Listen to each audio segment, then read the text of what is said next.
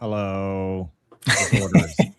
Hell, The- where am I? Perfect. Where, Perfect. hey, This is great. Hi.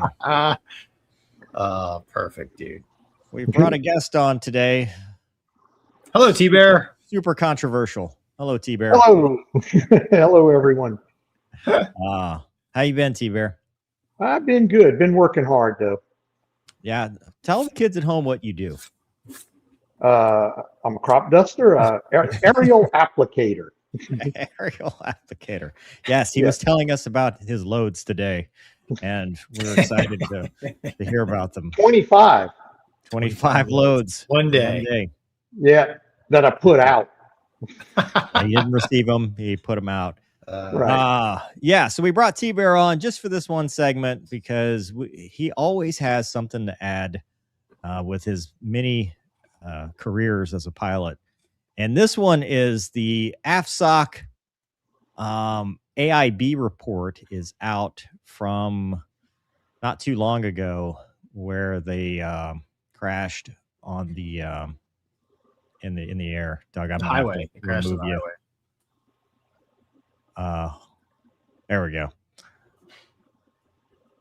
Well, there we go. Okay. So the AIB report is out, and it all comes down to this switch right here. If you look at the diagram, that's the throttle, I'm assuming. The black throttle quadrant.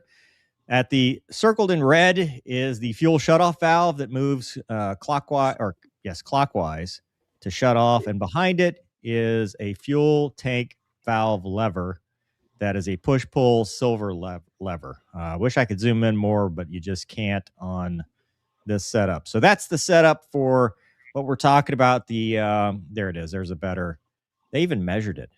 It gives you all of 5 inches. That's all you need, Mover. Between the two. Between the two. That's right. Yeah, and then there's a better picture. It's so you actually have to reach behind the throttle to get that lever. T-Bear, do they have this on the air tractors you've flown?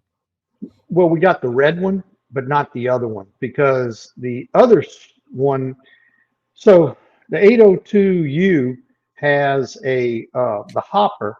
What they did is, it's an 800-gallon hopper in the airplane I fly. What they did was they took that space, and the back half of it, they made an avionics bay, and the front half of it, they put fuel. So when they're talking about fuselage fuel and what that switch is in the back, that's to turn on the that hopper tank. We don't have, obviously we can't any chemical in the hopper or fertilizer in the hopper. We don't have that switch. There is a ferry configuration, but it's all on the red switch. Where you can take the hopper 800 gallons and you can fill it up with fuel and use it for the engine, but it does not have that separate switch like this. So the big takeaway, though, is there are 2 separate switches, and one is a clockwise motion and one is a forward aft motion. So that's kind of what we're looking at here. So it's not like you can reach over and act. You have to deliberately do it. Like it's a motion that requires some level of actuation. So I'm going to tell you something. In 3,000 hours of air tractor time or something, I don't think I've ever moved that lever. The fuel shut off? Yes. Okay. Good to know. I've got over 3,000 hours in. I've never moved that lever. Insurance company will love you at 3,000 hours. That's a good number. Anyway, so this was Zorro 75. It was an IQT1, which means Initial Qualification Training 1, where it's his first ride. Very first time flying the thing. This is how you build up to get your what's called a Form 8 in the aircraft. And there was a contractor instructor in the back. So this was going to be initial cadre. The student sat in the front cockpit and the IP sat in the rear cockpit. Taking off at 14:15. It was only going to be a 1.0. The only issue they had during takeoff was a little bit of a delay due to pitch trim fault that was cleared before taxi. mission planning and everything was normal. The risk management, they said, well, it's our first flight, so we're going to be a little bit more careful. No deficiencies noted. Everything was good, except for the shutdown, so they could reset the breakers. But the taxi and takeoff were uneventful. They were supposed to climb up to 5,000 feet. They leveled off at 3,500 MSL, which I believe Will Rogers is like a 1,200 feet field elevation, something like that. So 1,100 feet. But they were trying to stay below the clouds, and they were having issues hearing each other. T-Bear, is it I hear you every time I call you. That's a pretty noisy cockpit. It is. And if you don't have noise canceling, like I have a Bose A20 in my helmet, if you don't have that, it's loud. Like, you know, I had it running the other day and I hadn't turned on my avionics switch, so my Bose wasn't powered. I'm like, what the hell is going on in here? And then I turned on the avionics switch and like, oh, there, it quieted down. I can imagine if they are not flying with some kind of noise reduction in those helmets, that yeah, it could be quite loud. One thing I do want to point out, you said it was his first ride, but if you notice in the quals in there, it said he had 35 point something hours of Skyraider time. So I don't quite understand what was going on with that. Hold on, I'll go to that and we'll look at that, because it said IQT1. Yeah. So the mishap pilot right here. He began flying on 22 and accumulated 37 hours and 19 sorties. Yeah, but he's on IQT1, so I don't understand that. Maybe his login backseat time. Observer. Maybe. 34 hours in the block 0, 3.2 in the block 1. The block 0 is not a simulator, is it? No, it's the first. No. It's the okay. That's a great question, T-Bear. Yeah, I don't know. It just seemed like it was kind of weird. And I mean, he had 26 hours and 30 days. Yeah. What? So they had to be doing some tail wheel training because, you know, you can't take a U-28 guy and just stick him in that air tractor and be able to fly it. And hey, we're out going to do instruments. So it seems to me like I would be spending more time on training him to fly the airplane, much doing instruments, unless they have a basic syllabus that just gets you trained to fly the airplane, and then they started instrument qualification. Maybe it's instrument qualification, not initial qualification. This says initial. Yeah, well, I mean, I don't know. That's not to say that they're not wrong. I don't know. I just noticed that it was IQT1, but he had 30-something hours. Lots of people take that long. They're called doctors. Maybe this is IQT1 XXXXX. He never could get through the first one, but he's the initial cadre. So they're like, we're just keep sending him up. So he had trouble hearing, and there was so much wind noise and engine noise that he diverted his attention to adjust his helmet through the volume intercom settings. The comm issues worsened as they climbed, and they initiated an ops check after leveling off before engaging the autopilot. You got an autopilot on yours? No. Yeah. So you would think on an IQT they wouldn't use the autopilot so you could kind of get the feel of the aircraft, but I don't know. Yeah. Anyway, with the autopilot on, the IP in the back told him, hey, open the fuselage fuel tank valve to ensure functionality. And mishap pilot goes, copy that. However, there was a notable absence of the white crew alerting system fuel valve open message, which would confirm that it, in fact, had been opened. What happened was the mishap pilot incorrectly identified the fuel shutoff valve handle as the fuselage fuel tank valve lever and moved the fuel shutoff valve to off, OFF. Once the fuel shutoff valve was moved to the off position, fuel supply was isolated and, well, no more fuel. So the thing was, he did that, and then he went back to looking at the comm issue. So he moved the switch, went back to the other side of the cockpit, and then that didn't really even go back to think about it. Now, they got a fuel filter cast message, which I guess the pressure is greater than 2.9 pounds per square inch. Is that something you guys have, T-Bear, on yours? Yeah, we actually got it, a bypass, but it's So when you turn the fuel off, it shuts it off at the firewall basically. And the fuel filter down there, it's a big, well, there's a big filter. There's a couple of filters, but there's a big filter on the firewall, and then there's some on the engines.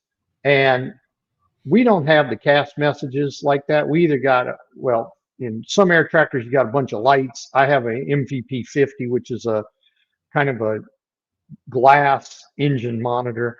It would give me a fuel pressure light if I had done something like that. And I've never seen it, but it might give me a fuel bypass light, which means there's a mismatch in pressures on it. But we don't have the cast messages like they're getting. This I flew a 802U, but it was more of a, it was a pre-production model, and it had more of the air tractor stuff in it with the mission equipment just added. Obviously, the one the Air Force has bought now, it's got all this stuff integrated, and it, like the Citation, has cast messages to tell you all the different malfunctions. Well, they did get the low fuel press cast message because it dropped below 5 pounds per square inch, and then check full EIS for exceedance. And then the IP said, give me a second. And then there was a power surge, and IP misidentified it as the mishap pilot pulling the throttle lever, the power lever back. So he said, do not do that. Do not do that. And then the IP stated, put that power back in. And then the mishap pilot replied, I didn't touch the power. Around that time, the mishap pilot noticed the fuel shutoff valve was in the OFF position and turned it back to the ON position. Didn't tell anybody, though. They didn't say that he did it. And then the low fuel press followed by the fuel filter cast messages cleared. IP says, I have flight controls, and the autopilot was disconnected. IP instructed the mishap pilot to get ready to call for a mayday, and then the mishap pilot responded, copy that. IP asked for an open area. Mishap IP said, open area. And he said, yeah, off to the right. And then he called for the MP to engage the FCU, which I believe is the fuel control unit handle. T-Bear, is that a thing? Yeah, so these things actually have a backup fuel control. And you're not old enough to have flown the F-16 with Buck, but it has a very similar thing. There's a little lever. I ought to send you a picture of it. You can't even get to it. It's up underneath the throttle quadrant back there, and there's a safety pin in it.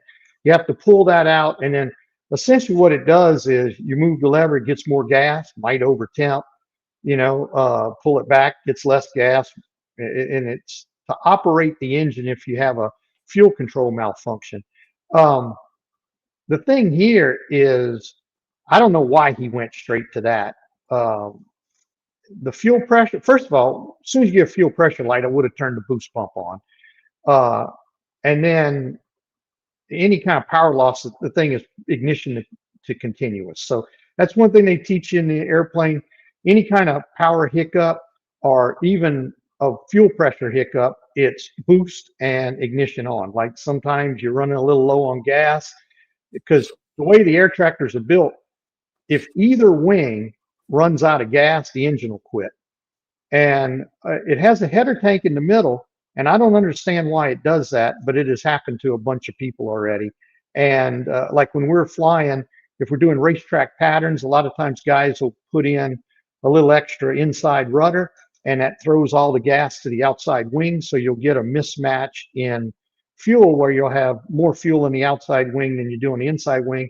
And dudes have ran low enough on gas to where the engine's flamed out with gas in the airplane. Where was I going with that?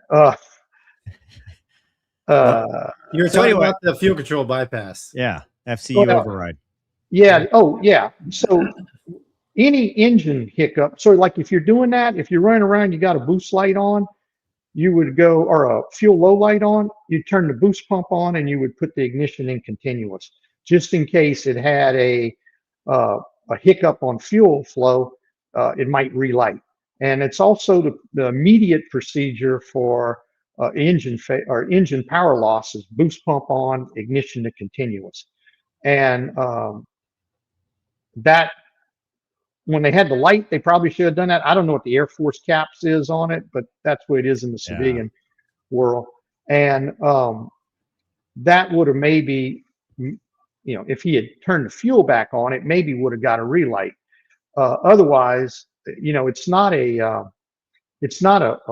jet like an F-16 engine or an A-10 engine where it's just blowing air straight through it and you can do a windmill air start. You can't do a windmill air start on the PT6.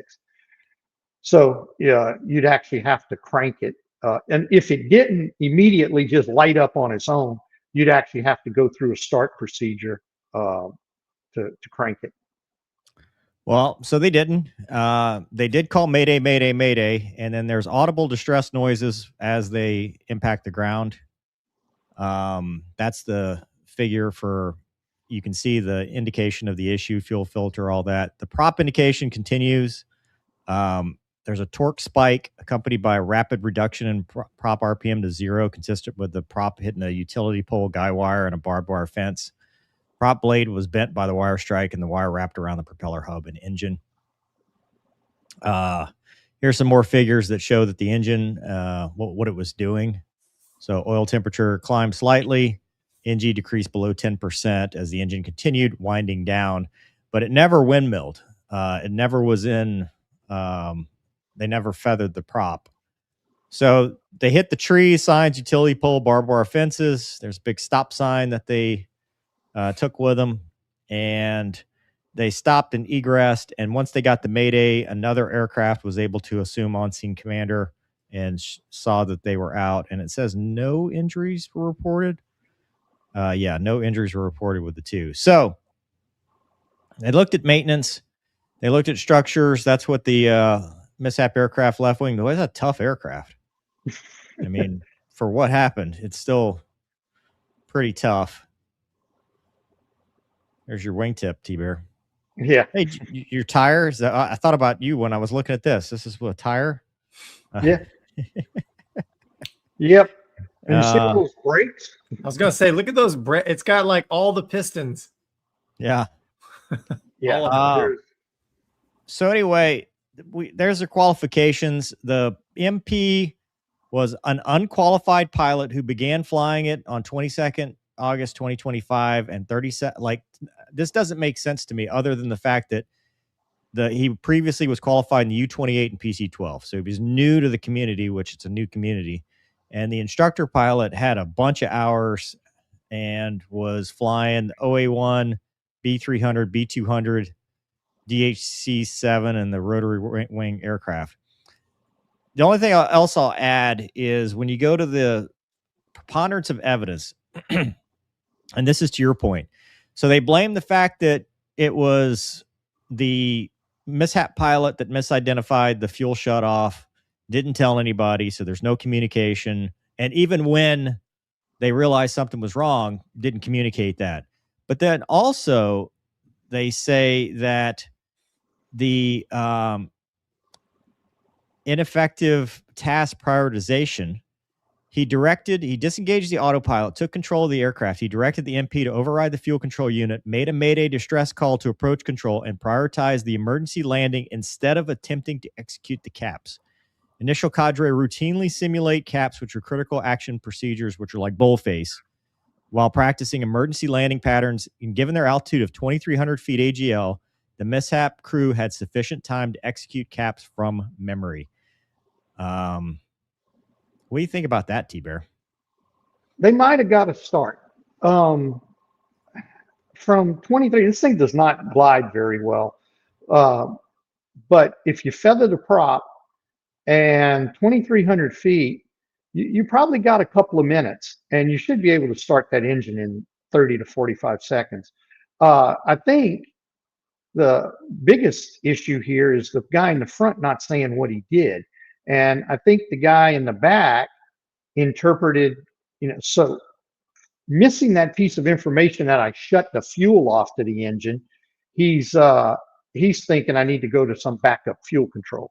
I think if the guy in the front had said, hey, I screwed up, I shut the fuel off, then the dude could have focused on a restart, and feathering the prop would have been huge, because with that prop flat, it's not gonna it's not gonna glide very well. I mean, I ought to send you some video of how I come in the land. It is a incredibly steep dive. But if you would have feathered the prop, you could have got a better glide. Glide's like 105 or something in that. And you could have got a better glide, would have gave you a little more time. You would have had the prop feathered. You would have shut everything down. And then you would have hit the starter switch, turned the ignition on. And then once you got 12 or 14%, you would have put the thing in run, basically, as ground idle is where we would move the condition lever. And then it's going to come up, it's going to gradually come up as it lights. And then once it got to idle, you could take the prop out of feather. 2,300 feet. Well, I've never tried it. Before we go too much further, because I know people are going to ask, prop feather, what does that mean to people that are not aviation savvy? It streamlines the propeller into the wind stream. So it's not biting the air at all. It's just the cord is aligned with the wind stream. So it just streamlines it into the wind, and it'll stop. It'll quit turning. And you see on a PT6, it's a free turbine. So the gas generator can turn and the prop doesn't have to. In fact, cold weather ops on the PT6, they have a guy go out there and hold it, and you crank up the gas generator and you let the oil come up to temp, and then he lets go of it and it starts spinning. Oh, I don't want to be that dude. No thanks. So the reason I'm saying that is a feathered prop with the prop stopped, that doesn't mean you can't start the engine. The engine will start and spin. The prop doesn't have to be spinning. Those things are totally separate. Yeah, and so in here, I mean, that's what he talks about. These factors, when considered together, which, by the way, was almost $18 million in damage because it was a total loss, which I remember when an F-16 was $20 million. Look at the cost of stuff. Yep. These factors, when considered together, substantially contribute to the MC's performance errors, failure to identify the cause of fuel starvation to the engine, like you were talking about, and failure to attempt to execute critical action procedures designed to restart the engine, and if unsuccessful, feather the prop to increase glide distance and time available for decision-making before impact. Because they just went straight to find me a field, declare Mayday. Yep, they did. And that might have been just a whole nother problem. But I do think the student in the front not saying he turned the fuel off was a huge factor in this, because if I'm in the back and the guy goes, hey, I turned the fuel off, I go, okay, I got a good motor, I just got to get it running. Yeah. And I could have focused on that. Now, the altitudes we fly, we're not even going to attempt to restart. And there's a turbine transition center in Kansas that guys go to. There's a simulator, and a buddy of mine went to it a while back, and I said, were you ever able to get an air start? And he goes, no. At the altitudes we fly, there's no use to even try it. Just immediately start feathering, stop cocking stuff, and prepare for a forced landing. This guy the IP doesn't sound like a crop duster. He only had like 500 hours in the airplane. So I don't think that was like negative transfer. But I think I have to keep going back to the same thing. If I was the IP and somebody told me they turned the fuel off, I would have immediately went to, well, I can get this thing running. And that's what I would have tried. But would you think that a PC-12 guy would understand this? I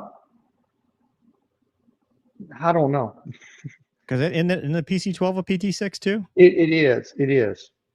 So I mean, you've now flown the T6 and the PC-12, like you've got turboprop experience by the time this is happening. And he had 35 hours of IQT1. Right. Yeah. XX. This is the 36th attempt. Yeah. Yeah. I mean, I don't know. Like I said, boost pump on, igniters to continuous. That's first step. And why he didn't do anything like that seems, I mean, because that's pretty much ingrained in everybody. That's what you do when you have any kind of fuel problem or anything. Would you have to feather the prop?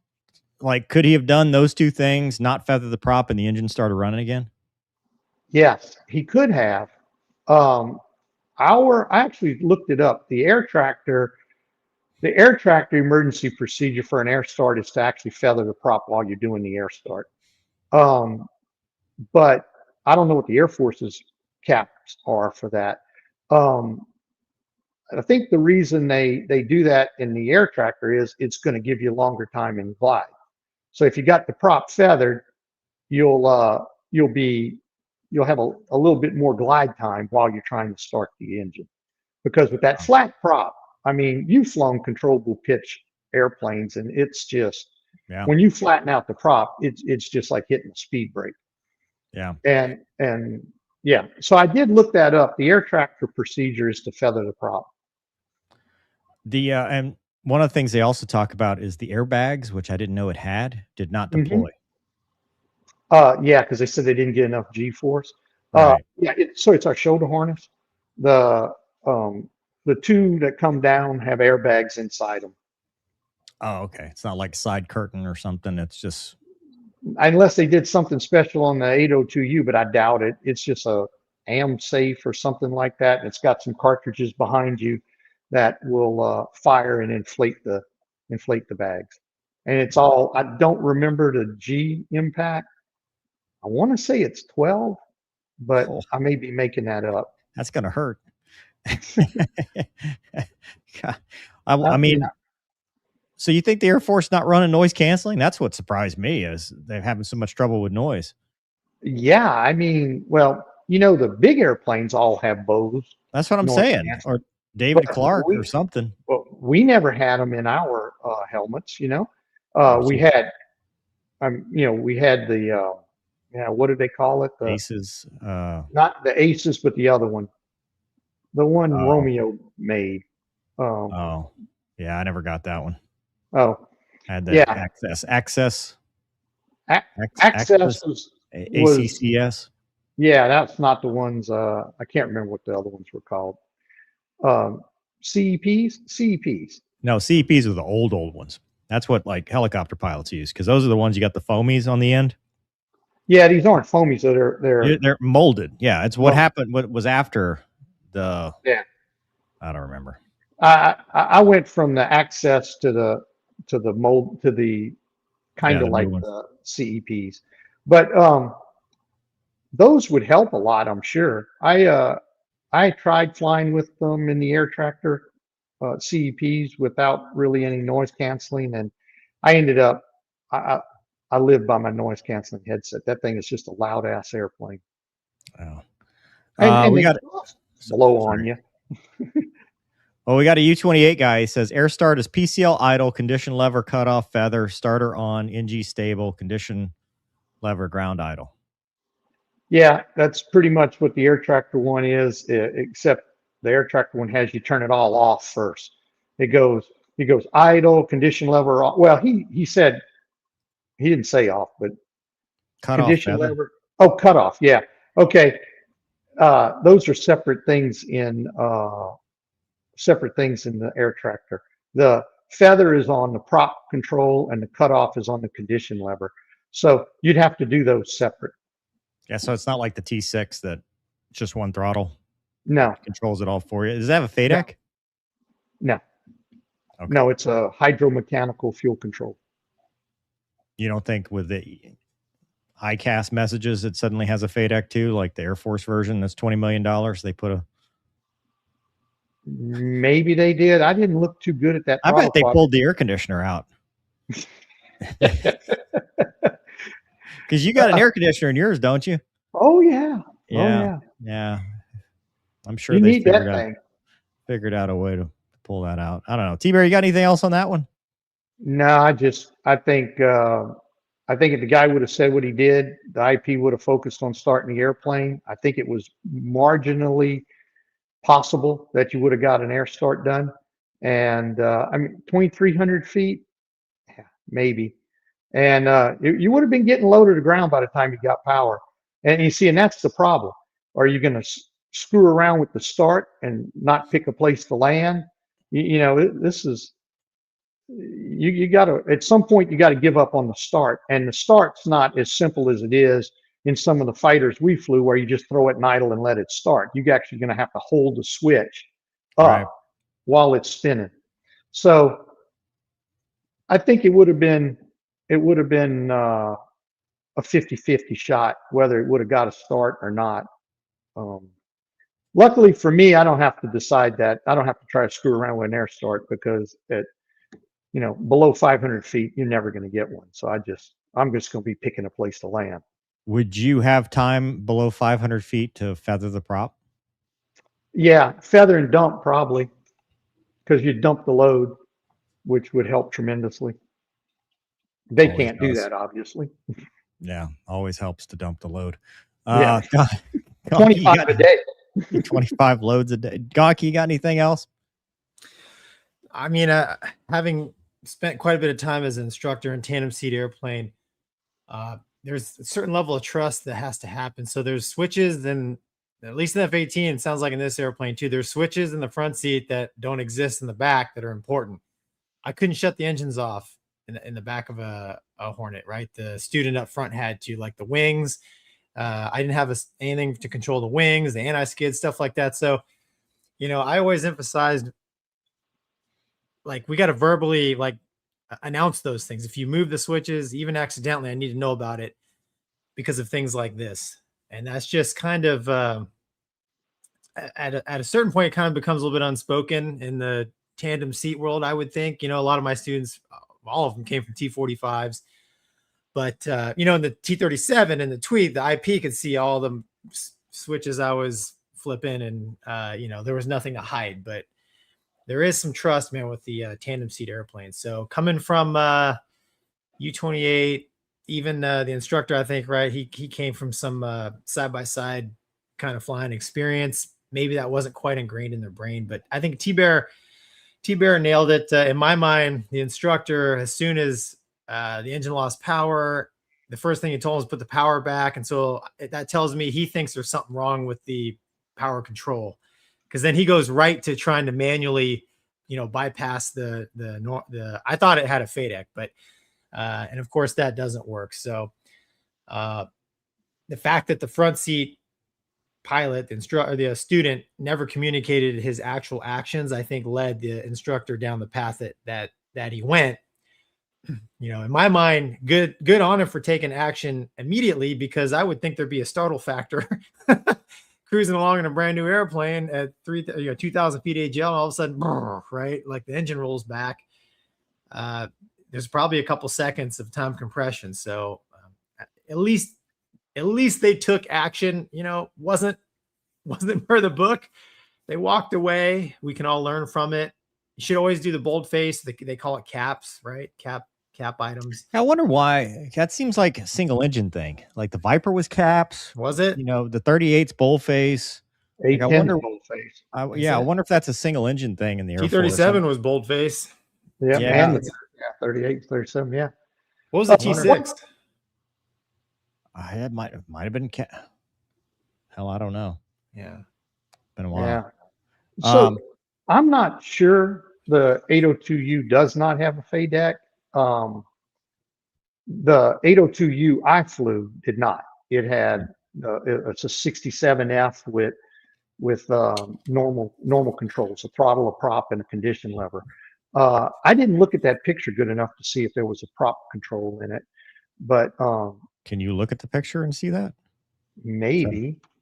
I think I did see a prop control. A blue knob. Oh, you mean I didn't see. I thought you're talking about the cockpit? Yeah, right there it is. Yeah. Prop control right there. So no, there's no FADEC in that one. Yeah. T-Bear, you know if the Air Force flies the U-28 single pilot? I do not know. Because it's a single pilot aircraft, but I think the Air Force flies it two pilot. I think it's a crew of 3. I think they have 2 pilots and a CISO. yeah, kind of a Sizzo. sensor Well, guy in the Yeah. back. the reason I ask is because that's something Gonky brought up talking earlier, is that this IQT1 XXX guy is not coming from a single seat mentality. You know, it's a side by side crew kind of stuff versus, you know, kind of what we're used to, like Gonky Yeah. was talking about, either single seat or single, you know, tandem cockpit. Yeah, I'm kind of with you. I mean, no matter where you come from, if you turn the fuel off and the engine quits, and you turn the fuel back on, I'd be saying, "Hey, I turned the fuel off." Yeah, I messed up. Right. Yeah, I mean, Help me. yeah, Save at some us. point in there. Yeah, your Yeah. aircraft. Yeah. Shut the fuel Hands are off your like this. aircraft. I busted this ride. I'm out. Exactly, and you know, I got to say, you know, they didn't really have a lot of time to get that air sort done. Yeah. Well, they did what they had to do and they survived. But just from the audience, we have T-Bear, welcome the man from Thomas. Thanks, Thomas. They're happy to see you as always. Spider says, T-Bear, you see Independence Day. Can you ruin it? Oh, because of the crop duster. Fly. That's okay, sir. That's okay. That's right. Yeah. JD says, hey, T-Bear, are you going to fly that new 777 crop duster they seem to have developed? Yeah, then you put some booms on it from what I heard. I think y'all gonna talk about that in a little bit, right? You're welcome to talk about it with us. That's okay. I got no info. Cal says meow. Thanks, Cal. It's great. And then Full Afterburner says evening, boys. Thanks. And then Arrow Wrench says great info as an Oklahoma resident. I saw this on the news and the celebrated moment was no injuries, but now that the final report is out, the flat pitch prop and the MP not disclosing truth should be factors. MP fired. Yeah. Yeah. I don't know. T-Bear, what do you think happens for something like that? He'll probably go to a multi-place airplane. I don't know. This is initial cadre guy. They'll probably take him out of the initial cadre. I would. All right. I mean, if I was in command of that, I think that's pretty egregious what he did, not saying anything. Before I let you go, T-Bear, I do have a question for you. This is from a topic from last week. Oh. Uh-oh. Nothing controversial, I promise this time. Did you read the AIB report of the KC-46 and the F-22 student? I did not. I read parts of it. Okay. I didn't read the whole thing. So basically, F-22 student in the B course, 13 hours in the aircraft, which I think is that seems about right. 13 hours to go do your first refueling. I mean, yeah, maybe 20. I don't know. But first time out on the tanker, Boom's having some issues with their, VR goggles and all that stuff. But the first 3 Raptors do fine. They put the mishap pilot on the Boom, and it starts with a no kidding breakaway, then a return to pre-contact, then another breakaway. Then she gets on the Boom and things are going well, gets too low and forward.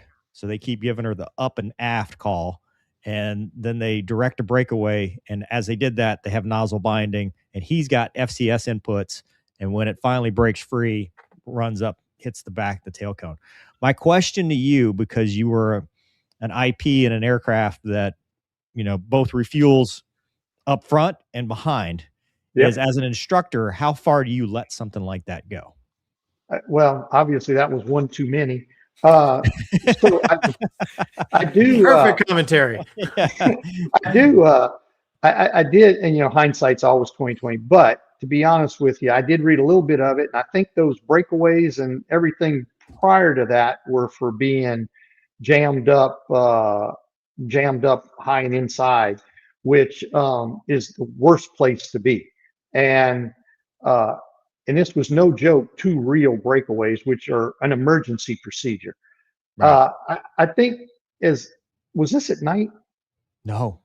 Okay, Day thank VFR. God. Severe Okay, clear. They just weren't even wanna- dragging them through the weather like they usually do. Yeah, with the fin sticking out the top. They're going straight. Yeah, they weren't even turning. They weren't even turning.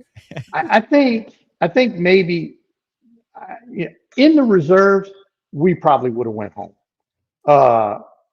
you know, the active duty, there's a lot of pressure to get things done. The IP, you know, in the reserves, we have a lot of lieutenant colonel IPs with a bunch of hours. They would have just went, this is stupid. I'm taking my student home. We'll do this another day. Because I don't know about you guys, but I think it happens to everybody where you just can't refuel one day. And it gets worse, because when you can't do it, you get more nervous, and it just gets worse and worse. You might as well go home. And after 2 breakaways, I don't think there was any learning going to occur with that student at that point in time. And then the risk was high. I understand, like I said, I do believe in the reserves. We would have taken that person home after the 2nd breakaway, and this mishap probably would not have happened. I do understand the active duty, having flown there at the 2nd, you see the pressure to keep the syllabus going, to keep everything, because they would have to go do this another day. And and you probably, if it's the first refueling, you probably didn't have to bust them. You probably could have gave them a 0 on refueling and passed them on the ride if it wasn't just an air refueling ride. So you didn't really have to bust the student, I don't think. You would have certainly given them a 0 on it, because I mean, they caused 2 emergency procedures. So, but I do understand the active duty's pressure to stay on the timeline. It was one of the things that whenever I flew in the active duty, like when I did my T-38 requal, and when I was flying at the 2nd there, it's like school of T-38s. Go on. Yeah. I'm saying I would look at this and go, this is just dumb. You know, like I'll give you a quick story. One time we were going to fly 38s, and the weather was, no joke, 200.5 at Randolph, and AETC flies to publish men's, and they were trying to launch me, and I'm like, I'm not going. And they're like, what do you mean you're not going? I said, okay, we're going to take off. We're going to go to the area. We're going to be bingo gas as soon as we get there. We're going to come back, and we're going to shoot an approach with divert gas in the T-38 to Randolph, which is not a very long runway. And it's going to be wet, and it's 200.5. So you're not really going to be able to land on brick 1. You're probably going to land down there 1,500 feet down a long runway that's wet. And I go, I'm not going. And they're like, what do you mean you're not going? I said, I'm not taking that risk. I am not getting, and they couldn't believe it. And You and can't I say just, no. yeah, you can't say no. And then somewhere in there, they actually got enough sense to cancel flying. But they were actually trying to go do that. That never would have happened in the reserves. We would have looked at that and went, this is fucking stupid. And Gonky, yeah. you remember when Milky did that for the entire air wing? Yes, I was the guy sitting watching the jumbotron, you know. And I literally, like, he called it, and then like pretty much everybody, was like a domino effect. Everybody started taxiing back. Yeah. So I understand their pressure. I did see that was probably a major instructor pilot, which Yes, you it think was. maybe Yeah. they would have had a little more maturity and maybe could have seen that. But I do understand the pressure. And you come home, like, I tell you what, I caught a lot of hell about saying no. Like you're saying, they're going, what do you mean you're saying no? I'm going, I'm saying no, but I was a lieutenant colonel, and they were all captains and majors, and they're like, what do we do? We have a lieutenant colonel saying he ain't going to fly. And but like you said, it did end up cascading to where it's like, well, how do we go fly now? Because you know, if something happens, this guy's already pointed out that this is stupid. All it takes is one, T-Bear. Yeah, you just got to be the first domino. Yeah. So what your question is, yeah, I think they blamed it on the boomer, I believe. I think the IP should have probably had a little bit of either the IP or supervision should have taken a little bit of the hit, because if they would have investigated, a lot of times what you see in these investigations, when they look in it, there might be supervision, might have and I'm not saying that's the way it was, but there's a lot of times there's a lot of pressure to get things done. And when you go back and look at it, like that kid that the ejection seat didn't work on, you know? Yeah. Have you ever been on an AIB? Yes. So what was interesting to me was 2 aircraft bend metal, right? Swap paint with each other. Mhm. They got the tanker dudes, I guess, because they had the most amount of damage. So it was run by the tanker side, which that there's a noticeable absence of anything Raptor related in that report. Like they don't talk about, what mission, what ride they were on, what they were doing before, how they briefed, what happened after they it's very devoid of Raptor stuff, which makes me think that this was a very AMC centric report and they didn't want to throw spears to the other side because they didn't have the expertise in it. Yeah, quite possible. I will say the AIBs, the SIBs, they do a real good job of trying to get the people in, expertise involved. The AIB I did, it was a parachute accident. Oh, wow.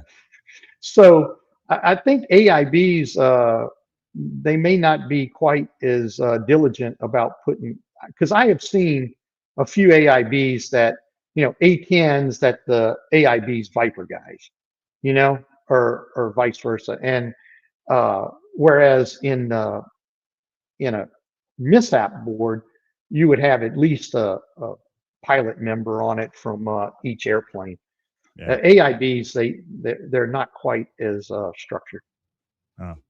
I mean, Well, they're legally T-Bear, structured, but not.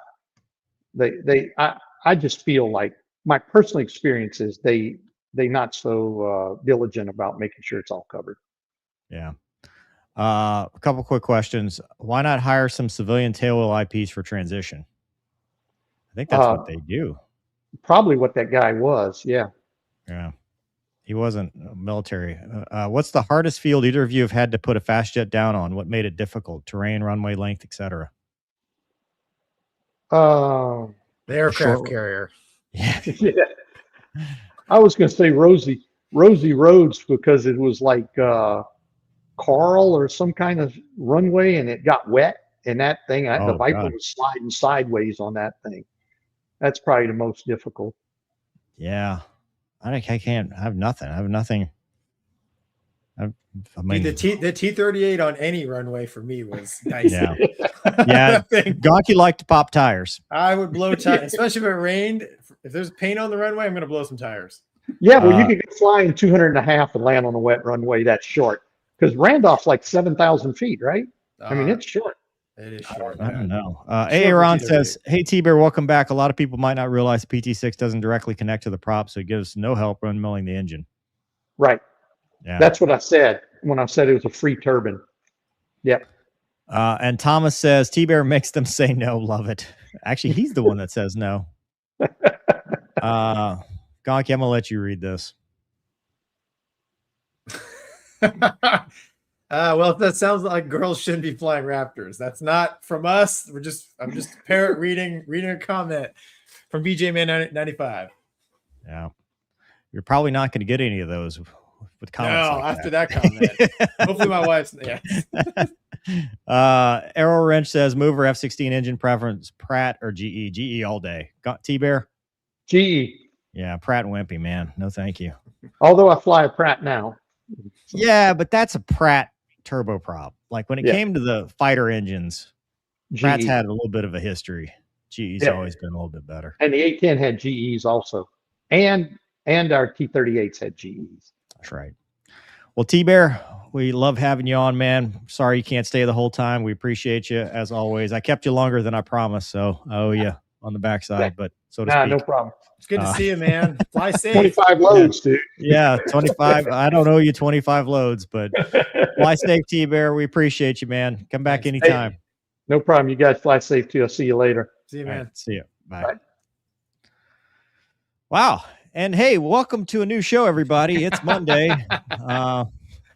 Doing things out of order here. That's all right, dude. Here, bring Doug back. T-Bear's a busy man. He's. Oh no. Oh my. There he is. Yeah. Yeah, we know when we get a guest that's an expert on one thing, which T-Bear is an expert on all the things, but he only wanted to talk about the one thing. So, yes, because I was like, hey, dude, we could. He's an expert at low flying when we get to the 777 if we do. But, but anyway, Gonky, how was your week? It's good, man. It's good. I have CTE. What's CTE? Exactly. What is? I don't know what that is. CTE. Did you hit your head? Oh, yeah. Well, okay, yeah. So I had a little as an older Don't tell motocross the rider. VA. It would go on. Yeah, as an older Allegedly. motocross rider, we ride safer, but yeah, I hit the dirt a little hard this weekend, which is not characteristic of me. I usually ride pretty safe, but yeah, no, I'm fine. I'm fine, man. Thanks for asking. As far as he knows. As far as I know, yeah. I thought I'd bring it up, man. I mean, we on the show it's primarily aviation, but we got a lot of law enforcement and fire fighting. My brother, he's a firefighter as well. One of my yeah, let me bring this up, dude. So tomorrow is the 13th anniversary for I had this on stage. The Granite Mountain Hot Shots. They're outside of Prescott. There's 19 firemen. They were overrun by a wildfire, and they made a movie about it called Only the Brave. And Travis Carter, he was one of my best friends. I went to school out in Arizona, and sadly, he was one of the guys that was killed. He had a wife and 2 young kids, just like I do now, a little boy and a little girl. They're probably grown now. At the time, yeah, his kids were 6 and 3. But yeah, Travis was awesome. He loved aviation. When I got into the Navy,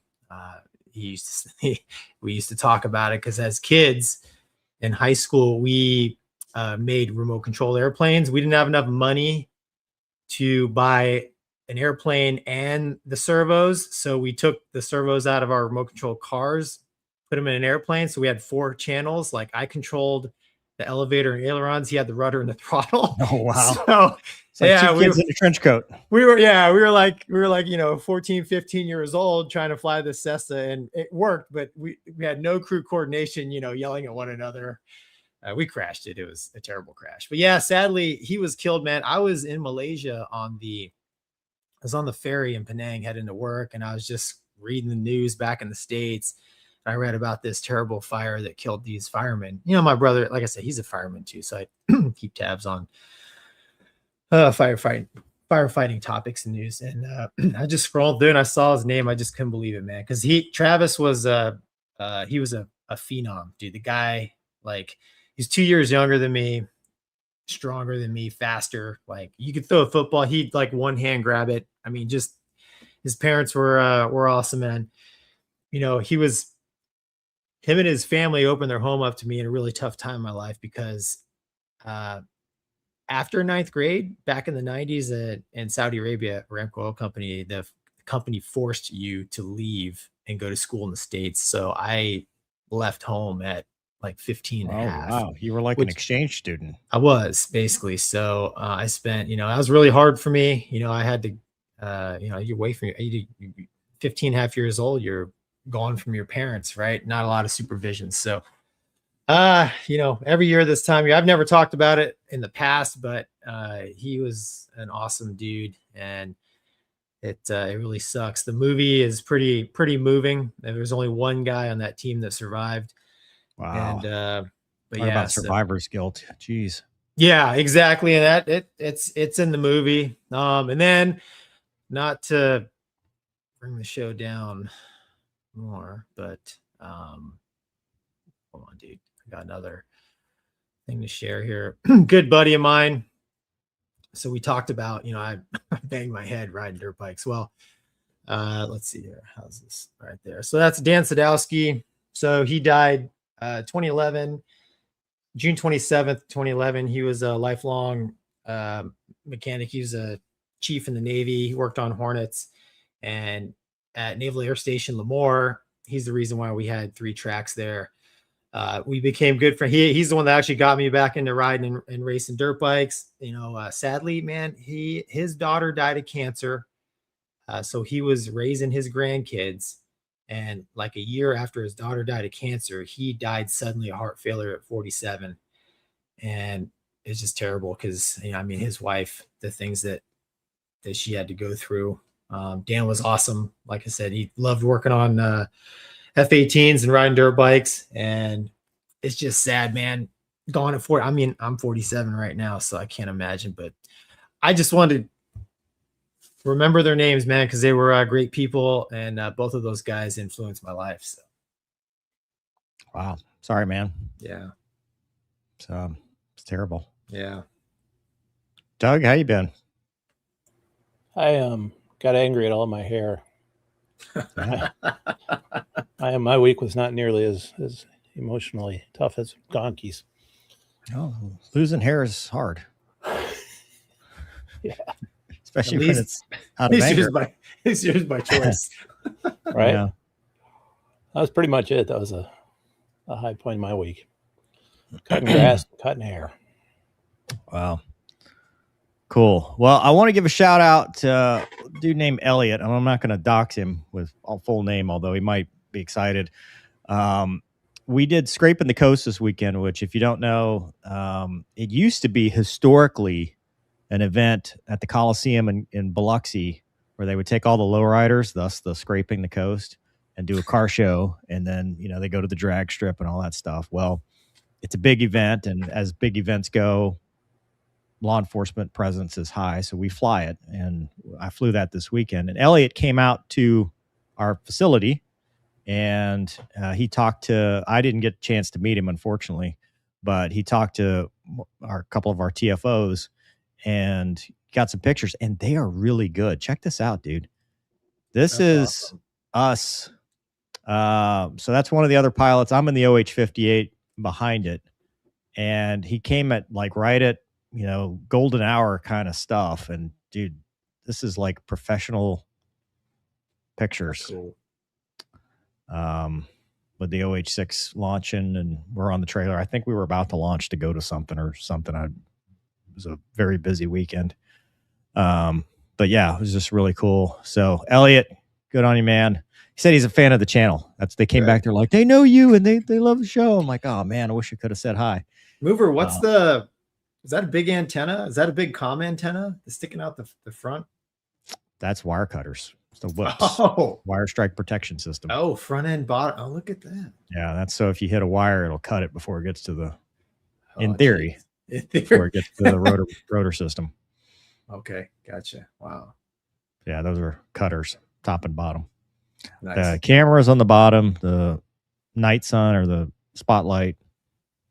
And we got a PA system, which at, I think it was 1 or 2 o'clock in the morning, because I found a video of it on Facebook. One of the other pilots was on the PA saying, closing time, go home. It's time to go home. You cannot stay here. And you can hear him perfectly loud and clear. So That's awesome. But yeah, dude, just craziness, man. I mean, that area, things happen. Drag strip was packed, and it's turned into, instead of lowriders, it's those squatted trucks, which the squatted trucks are not legal, so they get pulled over like that squat. Like they're taking a dump, like a dog pooping, so dumb. dragging their ass on the carpet. Oh, so dumb. Yeah. Which we watched. There was a wreck because the thing couldn't see the car in front of him. So and you're like, I wonder why this is a law, dude. I wonder why every state outlaws this. Is it every state? I've seen a couple here. Not in every Florida. state. Well, Florida's probably too. It's hard to enforce because what they do is they do it with airbags. So they get pulled over and they're back to level. And it's how you measure it. But the reason Biloxi did it, or Mississippi did, is because a kid got run over. Oh yeah. Because they couldn't see. And so they passed that law. Louisiana's got a very similar law. I don't understand the draw of it, to be honest with you, at all. But we were flying over the drag strip and they were drag racing them. And I'm like, in what world would I take a 2010 Sierra with a stock 5.3 that's squatted and run it down the drag strip? No, dude, they're trying to achieve flight. It's already rotated. If you get all it the up weight transfer. if you get it all the way to max speed, I'm sure you got a ton of grip, but the profile of their tires is like this. I don't know. The mods cost like $50,000. The truck's like $2,000, right? Anyway, Elliot takes some great. That's a beautiful picture. There were some other pictures he had, but I saved these because I'm in them. So obviously, being the fighter pilot that I am. The rest, everybody else, but crop out everybody else because that's me right there. I'm very excited about it. That's funny. So anyway, appreciate it, Elliot. And that's it. Other than that, I've been sitting here since our last show. I left. That's why I changed shirts, because I actually left to go fly. Got a little sweaty because it was hot. I mean, hot. We don't have air conditioning because they're former Army helicopters. Mm. The Army doesn't like air conditioning. So let's pull the doors off, man. Well, we had the doors off. Yeah. That's doors off, man. Yeah. Anyway, all right. Back to the next topic. Back to work. I covered this on my channel, so I'm going to let Gonky weigh in on this. The F-15E pilot that has been shot down now twice, allegedly, reported seeing a jellyfish drone swarm. And I misreported it on mine. I guess I misread it. He didn't say that he had been shot down by the drone swarm. He just saw it. He described a shocking sight before ejecting from his aircraft. Multiple Iranian drones hovering in the air, moving as one in a formation that resembled a jellyfish, according to four sources familiar with the matter. It was debriefed by intelligence officials and confirmed a formation moving in unison, which is an alarming advance in drone tech. They were interconnected, moving as one with smaller drones, real alien stuff. They even asked him, "Are you sure your concussion didn't have anything to do with it?" Because he apparently had a concussion. But some have said this is an alarming advance in Iranian tech. Some have said this is nonsense. The other piece to this, too, is that I think it's kind of a foul if it is true, because it was probably classified and they're out there talking to CNN. But Gonky, what are your thoughts? I mean, I kind of share what you're thinking, man. I mean, yeah, if there is secret stuff going on out there, that's bad. The drone thing kind of came after my fast jet flying experience, but I will say, I just don't know. Like I think it'd be hard to see. I mean, I don't know. Strike Eagle. It was nighttime, so presumably on NVGs, because I'm sure the jellyfish don't have like position lights. Well, okay, even in accordance with ICAO standards. Correct. All each drone has their nav lights on, strobes, the whole 9 yards. Red, you're dead. I don't know. I guess to summarize what I think is I have a hard time believing it. He may have saw something. I don't know. He might have saw a bunch of dust getting blown up by the remains of his Strike Eagle hitting the ground. I don't know, but I would think that it would be hard to see that in the environment that Eagle would be flying at. That's just me. I don't know, Mover. Yeah, and so what I talked about in the video, because I thought another report said that it was alleged that drones had brought it down, which is a whole different thing altogether. But that kind of, I mean, you think big sky theory, right? So where the Eagle's operating, where a drone can operate, it's not that I have trouble believing drones can fly in formation. It's I have trouble believing drones can fly in formation where the Strike Eagle might have been. That's what I'm saying. In the environment that maybe that's why he got shot down twice. I don't know. But like, I mean, well, the first time, the Kuwaiti guy wasn't his fault. I got you. Yeah. But like you're saying, okay, Strike Eagle doing Strike Eagle things. I'm not aware. I'm not saying there isn't drone technology that can be in that flight envelope and regime. But at least the stuff that we talk about here on the show, and that, the unclassed stuff that we talk about, like I don't see it. I see that stuff below him and probably like many knots slower than he's gone. And to be honest, the things that a Strike Eagle should be focused on, I wouldn't think would be, I mean, I consider. Well, I mean, it could be. So hear me out. But then you'd have the cooperation of the colonel, right? So this would be a kind of an easy thing, because I was going to say it could be like a Fravor situation where he's looking at it in the pod and going, "What is that?" but because the DVR or whatever they're running tapes, whatever they have in the Strike Eagle is going to be destroyed in the, it's zeroized and all that stuff. So, Right. but the colonel to me would have easily said, "Oh yeah, I saw it too." The fact that they're only talking about the pilot, but I go full circle. No one should be talking to CNN about this. No. Especially not 4 people. No. Especially, I mean, people kind of know who you are probably in that community anyways. Yeah. Well, we can narrow it down who was in the debrief. It's like, Right. is it you? No. Oh, it's you 4. Right. There were only 5 people in there, and one of them was the guy that got shot down. Yeah. Something about this story to me doesn't read right. You got a point. Maybe they picked it up on the sensor, on the targeting pod, possibly. But I mean, even then, I don't know, man. Well, so what it does, I mean, let's say it is true, the implications of that being one of 3 things, I guess. One is Iran somehow has advanced themselves to this point.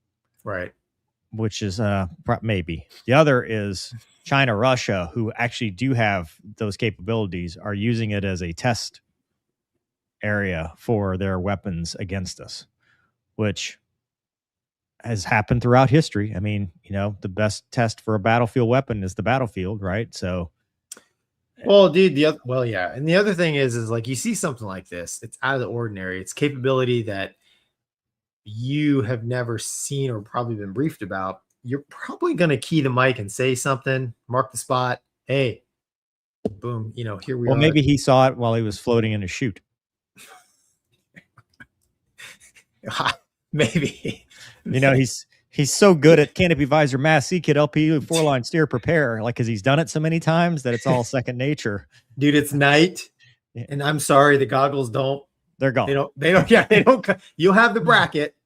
You have the bracket. You might. You If you might didn't take those off, you might have broken your neck too. Correct. Yes. Yeah. They're designed to, come off in your lap. Hopefully, you're supposed to take them off if you got a second. You got a second, throw them in the windscreen, punch out. But yeah, dude, for sure, if the claim is he is in his parachute, then I call probably a bad strike to the head. I think anywhere from inside the aircraft to outside the aircraft. I think it had to have seen it in the aircraft, because that's the only from way. the time you hit the ground, you're worried about what's going to get me. Dude, you're worried about is the canopy going to open? Yeah. You're not like, I wonder if there's drone swarms around. Like, what is that? Yeah. Well, all right. Phone Could out. it be the aliens? Oh, dude. I don't remember think they've had the jellyfish thing on camera. That was one of the UAP disclosures. That's true. But were they all marching in formation? Yeah, that was the whole thing. There was a jellyfish formation of drones. Look, Doug's got the video. That's one though. Yeah. That's like a balloon or something, but yeah, that's some people on a ski lift, dude. In the year 2026, we get a 144p. If that's 144p. Black and white. Here we go. This is a little better. This is. I don't know. Clean your lens off, man. I love how the dogs are chasing. The dogs see it. Must be real. They're not even chasing it. They turned. That's just one little storm cloud. It looks like the bad guy from the Ninja Turtles. The brain thing, you know what I'm talking about? Yeah. I'm going to say no on the aliens. But, Okay. People who want to believe that, they're going to believe that. I think, like I said, the whole thing to me is we're missing some major pieces of his story, or it's made up. I don't think it's, made up from someone else, right? I don't believe this dude's like, well, he's got enough problems as it is. Like, I don't think he needs to be like, it was the jellyfish drones. That's why I would know. No, that's right. Not that he made it up, but he saw something And his description of it is basically Which leading. happens all the time. NVGs, I mean, I can tell you how many times I've seen 100%. something been like, I don't know what the hell that is. Oh, yeah, I'm out of focus. Let me fix this. 100%. You know, I've been in focus and been like, what the hell is that? You know, it's like, and then, you know, you look around and be like, you're like, what? yeah. Yeah. You freak yourself out. 100%. That's why I don't like to wear them, man. I don't Yeah. know.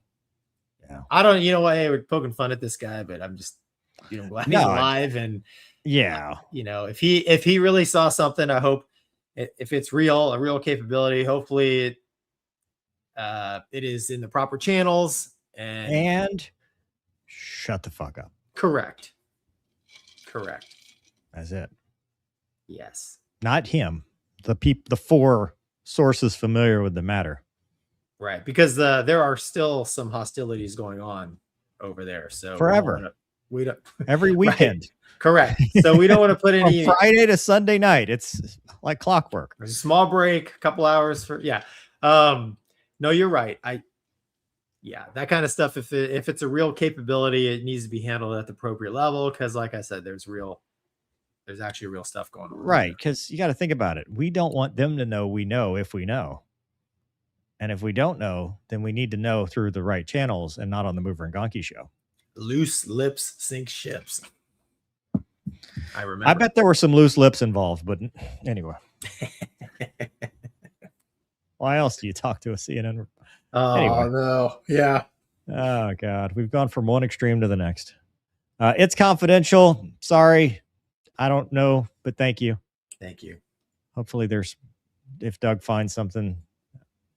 Seaplane says, anywhere call that F-18 off the end of the runway at Slidell? Any thoughts on that? I vaguely remember that story. I thought it was lakefront, but I thought, yeah.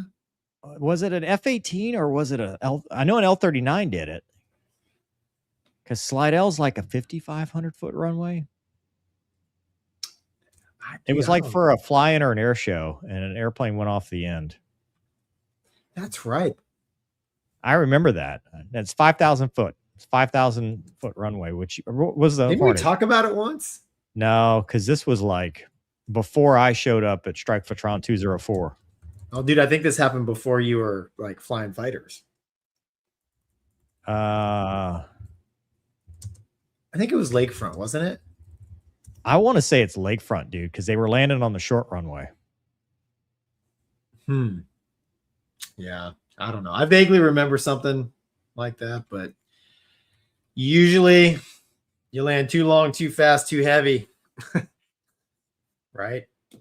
Yeah. You decide not to take her around. When I ask the old AI, the first thing that comes up is a video of me. And I'm sure that's not Mover going off the end of Was it you? You just don't remember? You got like selective memory? Yeah, well, yeah. I got a CTE just like the jellyfish guy. Pretty much.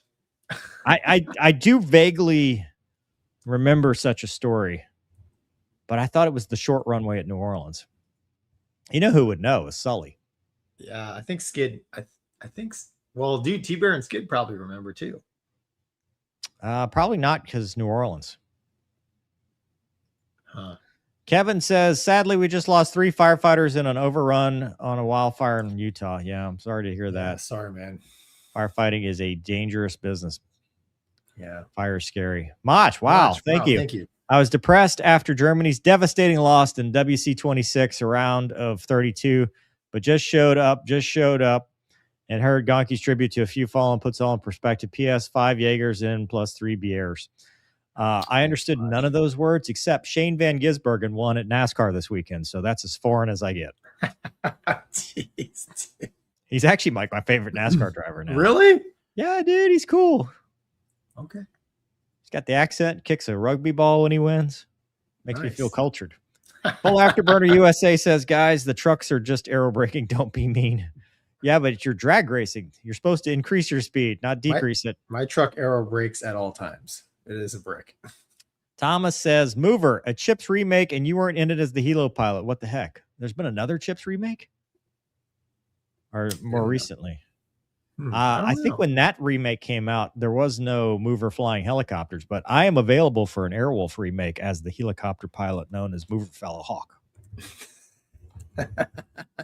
And you can be Gonkini. Sure. Yeah. And Doug, you can. What would Doug be? Caitlin? I'm too tall. Oh, dude. Perfect. I'm available. Hey, look at that. Mm-hmm. Perfect. Mm-hmm. That's hilarious, man. Uh-huh. Let's see. Where am I? 146 Flyer 8 says, sorry, Gonky, I'm an aerial firefighter and had to fly that fire the next day. I'll never forget. Jeez. Oh, wow. Wow, man. Brass cojones. Wow.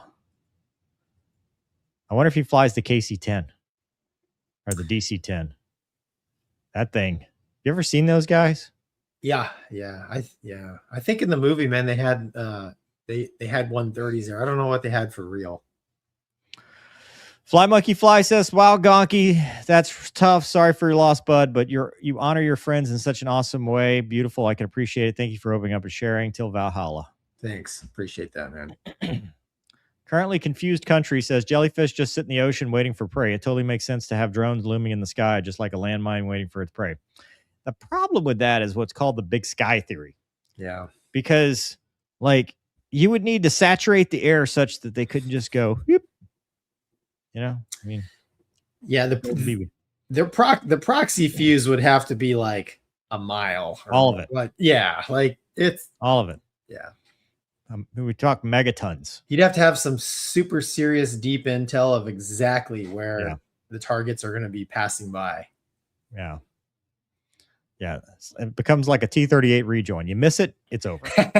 Never do it again. Yeah. Do not get trapped to lag or it's over. It's over. You missed that fleeting moment where you had it. Done. I forgot about that, man. So painful. Alex says, what's up, buddy? Hey, dumb question. Can the F-15 radar pick up drones? Probably. Yeah. Depends on the drone. And I did agree to do your interview. So whenever we schedule it, I'm sure Gonky's going to do it too. Yeah, I'll do an interview, Alex. If you want. I'm not inviting myself, but you know. I've invited you. We'll do it like Step Brothers. Sharkbait says, ever think that the Iranians were testing a drone swarm for use elsewhere, for example, attacking ships and the F-16 just stumbled upon them? Maybe, but I have a feeling that we know every square centimeter of that country. Probably. So it's more likely that someone from outside brought something in that we didn't know about than vice versa. Because, I mean, just saying, possible. Yeah. Subi says, Mover, the brain villain is Crag. Okay. Oh, you can do this one, Gonky. You have to read it out loud. Yeah, I'm trying. Our pilot says it was the new medium. Oh, the new meow. Medium explosive optical weapon. I love it. New Area 51. What's up, man? All hail Airwolf. Yeah. Amen. We were riding in the truck on the way to the track this weekend. And I played Rip an instrumental. He said, this song has no words. I said, yeah. He's like, he goes, it's dumb. And then he looked at me and goes, hey, play that helicopter song. That song's awesome and it has no words. He was talking about the theme song to Airwolf. Like, Rip's going to Rip's going to be a helicopter pilot. Yeah, maybe. That'll be awesome. Full Afterburner says it's confidential's message was confidential. That's why we couldn't see it. Oh, well. It's classified. Alec Wheeler says, cool. I'm still trying to figure out how. And heck yeah, I want to interview the Gonk Man. Just contact us, dude. We'll use our StreamYard thing. Yeah, we got you. Easy. We got a studio. Figure it out. Just give us a time or give us some time options so we can tell you when. Mach with more information. Ned 0, Mars 0. First quarter lull. Your semi-drunk WC26 reporter. Meow. Meow. I love it. Darkroom Eagle says Mover in Airwolf and Gonky in the Knight Rider. There you go. The third gen. I can rock All right, third gen. Gonky, for our second topic of the night. Already? No. Where are we in this show? I don't even know. We are on 3 topics deep. Oh, perfect. Unless you take the reattack from T-Bear, which I think T-Bear is probably our highest quality information man. Easily, dude. That Easily. dude is so smart. Don't tell him I ever said that. But hey, 777 did a low pass. Watch this video, Gonky, and tell me your thoughts. Doug, roll the tape. Awesome. We'll continue.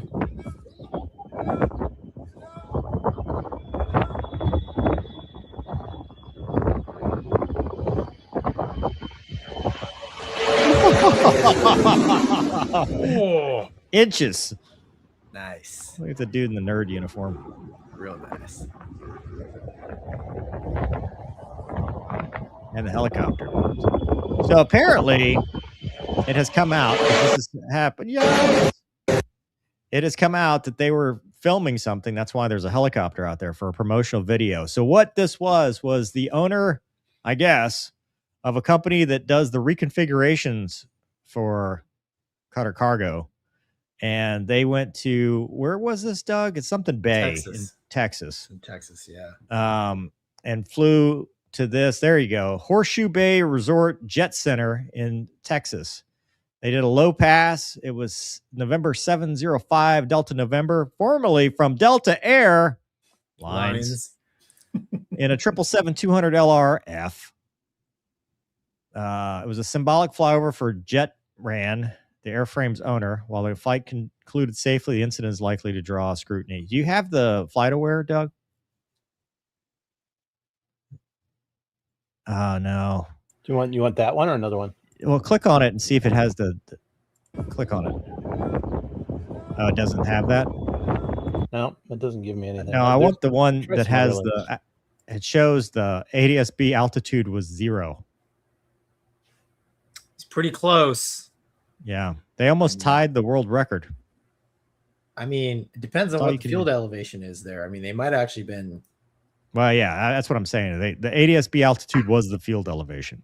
right. But anyway, it's drawn a lot of scrutiny. And if you look at X, it's all the people saying, pull their licenses, investigate. It was very dumb. They should never fly again. Their children should never fly again. Their grandchildren should be banned from aviation.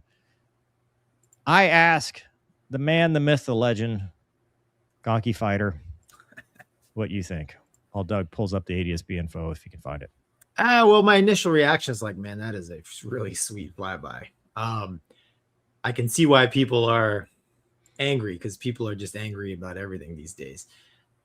It's come out that I think they're doing some sort of promotional photo shoot, hence the helicopter, probably with camera equipment flying. I mean, like you said, the nerd was out there filming it as well. So it's not like this was, hey, you guys looking for a flyby, right? So I wonder, because it was for allegedly some sort of photo shoot for some sort of promotion, I wonder if there was prior FAA involvement, because it's not every day that, you know, big airplanes like this fly that type of profile. And I would be willing to bet that even if the FAA was like, yeah, you can do a low pass, get the camera, the photo ship, all that, as long as you brief it, you know, they probably not super jazzed about how low they got. To be honest, I didn't think it was sketchy until they put the turn in, because in big airplanes, you got, if you keep her level, the rad out, you know, everything keeps you pretty safe. You look out there, but man, as soon as you turn your wings, I don't have a good grasp for like the wingtips are way out there kind of thing. So that's the only part I thought was sketchy. But you know, as far as the actual event itself, it sounds like from what I've read, it was a planned event. I just don't know if the pilots took some additional liberties as far as how low that they could go. They probably did, and they might get a talking to for it. But as far as like, you know, pulling license, never fly again, I think people should take a look at the, you know, the whole situation. Mover, what do you think? Well, the best you can do is break even. 0, right? However, a couple things. I was talking to T-Bear about, I wish T-Bear had stayed, man, because he and I were talking about this, and he talked about crop dusters because they spend a lot of time flying low, and they've had guys killed themselves. In fact, he told me of a guy he knew doing that very thing, because turns low to the ground, you misjudge your wings, you go spiraling off into, Valhalla. You always need that climb. I mean, that's why we would do climbing safe escape. You do the squat, turn, squat. You don't turn while you're still low to the ground. So I think that's an error, if anything. And a lot of people have died that way. And if that thing had crashed, that would be a horrific, especially with all the stuff in the background. I mean, that would probably kill people on the ground. It'd have been like the MD-11. So from that aspect, it's unacceptable. Just because of where we are in aviation. Like, we all have to be good stewards of the profession. And I think they kind of got away with one here, but it could have been so much worse. And if it had, we are on such thin ice with the public right now, with everything going on with, the UPS crash, the DC crash, the YouTubers, even though that was in a different country. We just had the skydivers crash in Paris. We had the skydivers crash in Missouri. Like, there's so many high profile things. To go and put yourself at that risk it's very selfish, very narcissistic. However, I agree with you that the whole event could have been a planned event. And I mean, on the flip side, I'm not going to say that we shouldn't ever, do anything cool or take risks, because I'll remind you of somebody named Tex Johnson, who did a barrel roll in a 707 to sell the 707. Now, did he get in trouble for it? A little bit. Was he still a legend after? Awesome. Yes, for sure. But my point is, with everything else, there's a little bit of risk. Like, I think if he'd have just done the low pass, because I think it was too low, but if he'd have done that low pass and then did a climbing and then a turn, we're not talking about anything. The fact that his wingtip came within a foot or a few feet of killing himself and possibly other people on the ground, I think that's what makes it a problem. Do I think they, never fly again? I'm not going to say that, but I definitely think that their aeronautical decision making is not great. And also, dude, it's a couple 100,000-pound aircraft. It's not that cool. You want to go do it? Go buy your, L-39 like every other millionaire that wants to be a fighter pilot. I'm here. Watch this, dude. Watch this. Oh boy. Oh boy. Oh boy. Remember what it was like before there was somebody else up there who loved you? Okay, stop. There was no such thing watch as it. executive. Stop the tape. You're never going to have this again. Okay, first of all, this is unrealistic. No, this is No. real. No, I'm saying that was. It's not realistic. It's just not going to. Just watch. Class Go service ahead. to Dallas, Houston, Needs to be and twice San as big. Antonio. With Done. first class leg room, She probably free still flies for cocktails for Southwest. everyone, She probably does. and a schedule you could depend on. That's a good 100 feet, 50 feet. Ah, dude, come on. I just bring that up as, I see what you're saying, but I don't disagree with you. I think the turn is the issue. I think if they would have kept it straight and level, So you have the nobody cares. whole flyover. But There we it's go. I think it's the turn that's the issue. But dude, like that Southwest jet was low. Oh, is this the? Yeah. This is. Is this it? Yeah, he gets down. Let's see, 900, 950. They're in the turn. They've already done it, right? Yeah, it showed 950 at the lowest. No.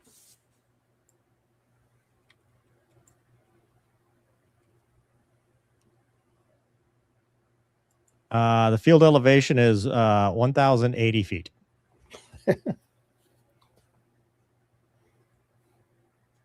Yeah. Dude, for sure, were they pushing it when they probably shouldn't have? Yeah.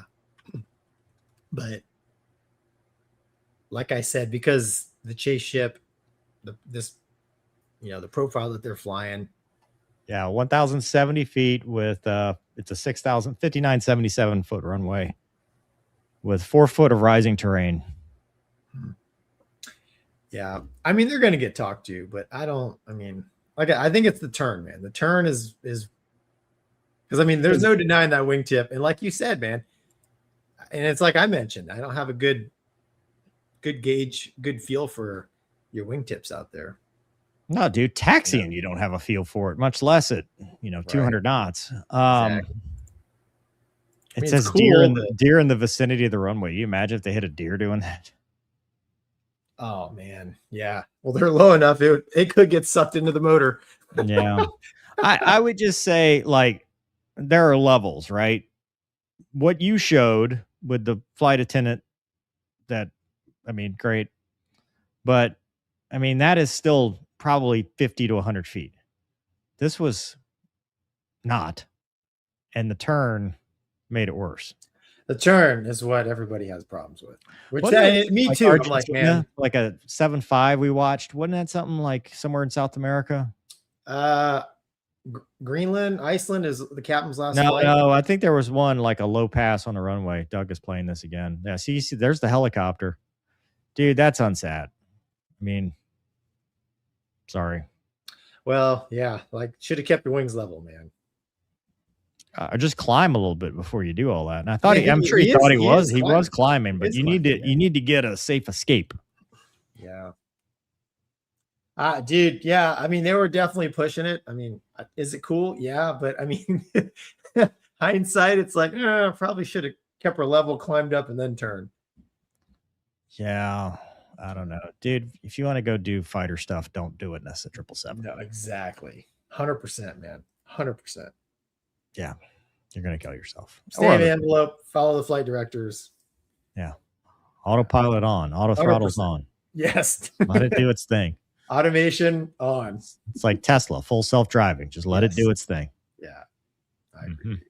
It's cool, but not that cool. Would have been a lot less cool if it became a big fireball. It's confidential. Says second attempt. Doug, if you can find anything this person has said, please. Yeah, I'll do my best. Losers whine about their best. Winners go home. Never mind. Full afterburner says woof, woof, woof.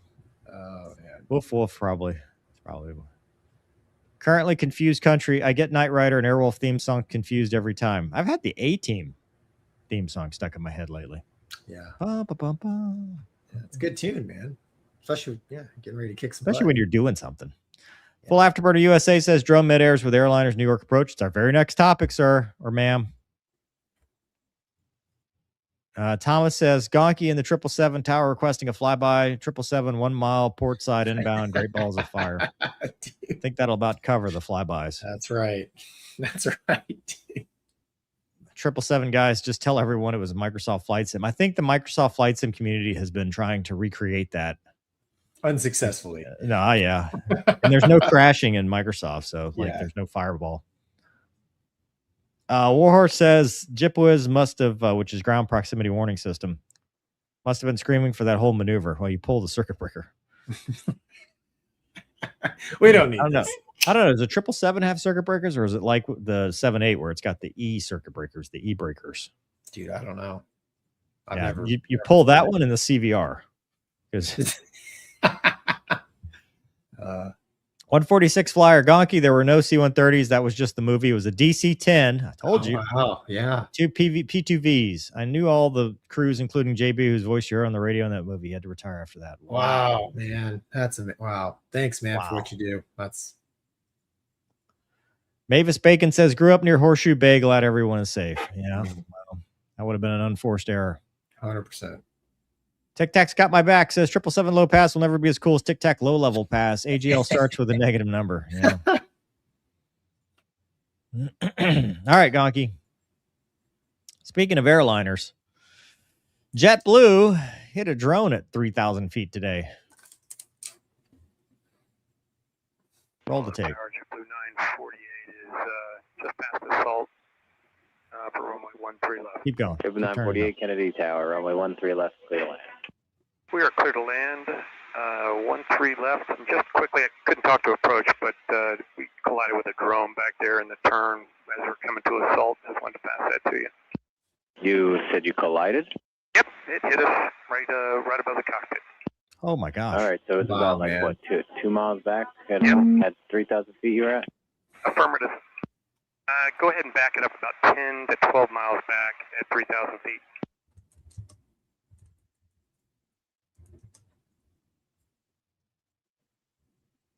Not the whole thing. Delta 948, do you require Yeah, any right. assistance? You just Jesus. continue to the runway?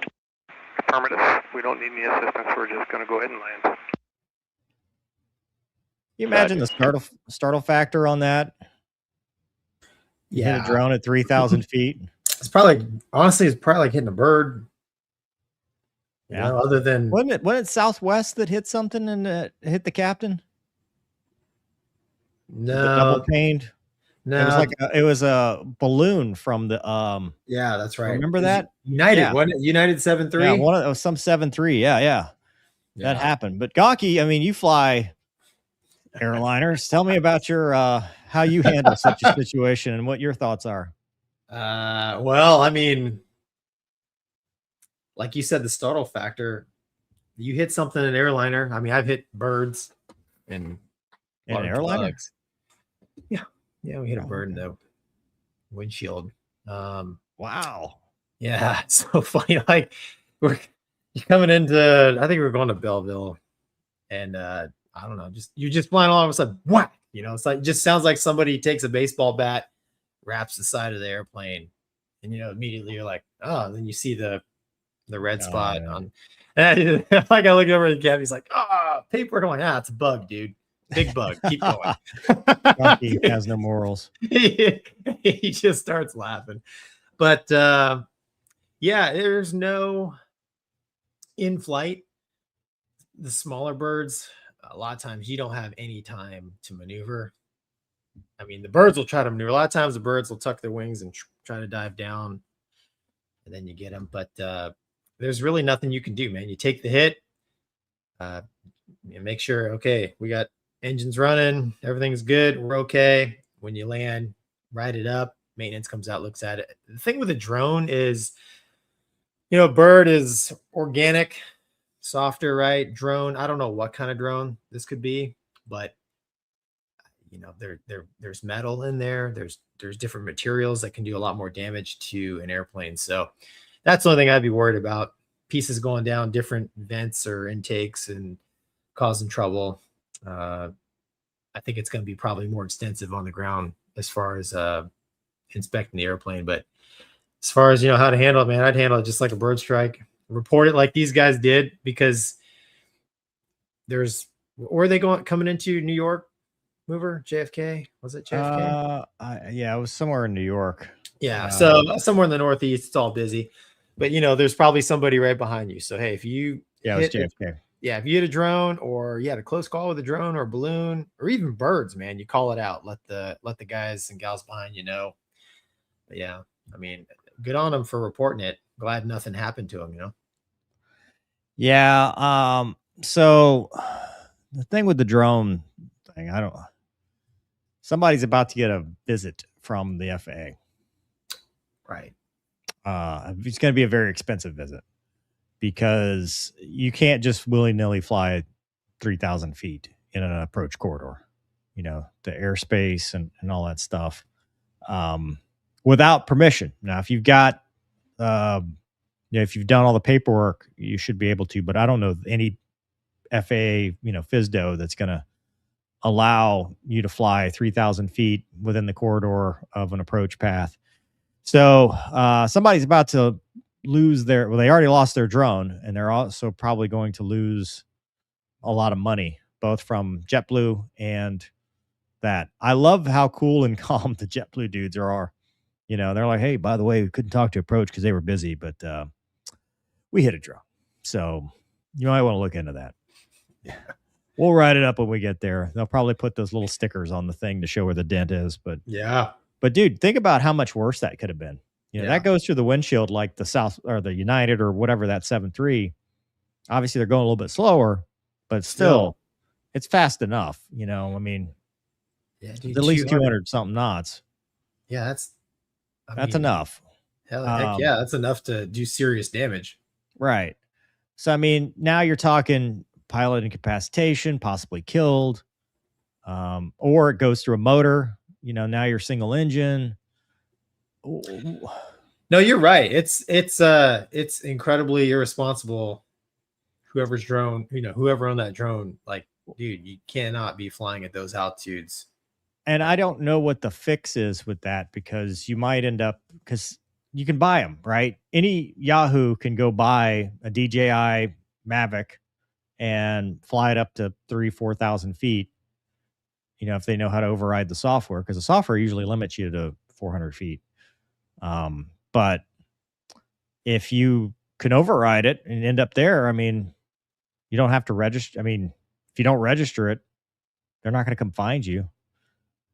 I don't know if you have to make it a controlled item now or what. Well, I mean, dude, honestly, drones, I mean, they can be used for bad things around airports. I mean, we're seeing that in combat zones, right? And really, drones that personal drones you can buy, in my mind, sometimes aren't that far off as far as, what they're capable of close range anyways to, stuff we're seeing in combat zones. So, I mean, I've wondered, like, if somebody really wanted to cause some damage, you could just launch a whole bunch of drones around an airport, right? And Give them any ideas. Right. But I mean, right. I mean, I'm not the first person or pilot to think of this. It's kind of like, I think of it kind of like the guys with laser lights and stuff that hang out at the end of the runway. I've been lased a couple times. They are tracking them down too. Right.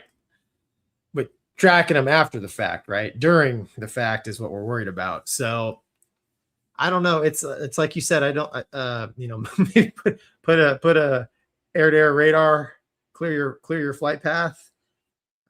Well, it'll probably get to the point where like Anduril or one of those companies will come up with jammers or something in corridors which is wild to think that you'd have to have a jammer in a corridor to safely fly through. But you might be right. That might be the only way to really safely.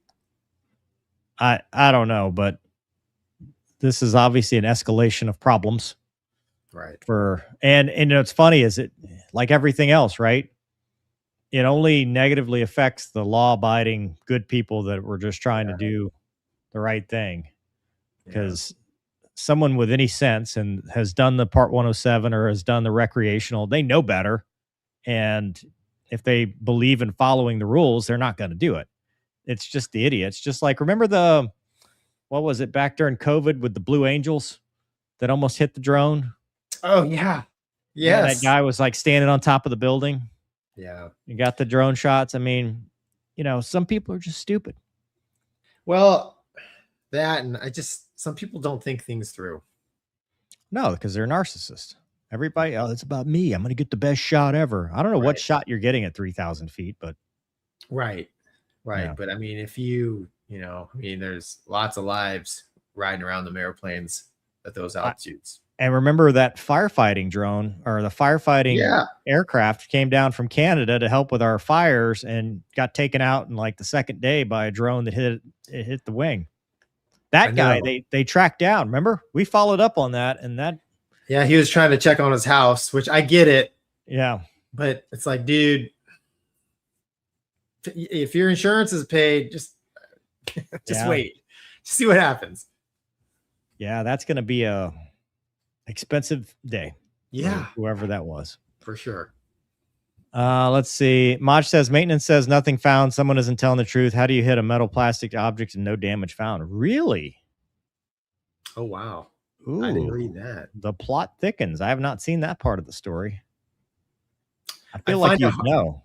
I find it hard to believe that at least the impact spot wouldn't leave some evidence, but I don't know. Maybe it was an all plastic drone. It just like vaporized when it got hit. Who knows? I don't know. Yeah, it's a good question. Yeah. See, I don't know why you would lie about that, though. Yeah, no, I don't believe for a second they were making stuff up. Yeah. 146 Flyer says drones on fires are crazy. I was flying the Palisades fire in LA early last year, and one of our scoopers took a drone in the leading edge. That's what I was just talking about. Yeah. Mm-hmm. That was the Canadian guy or crew.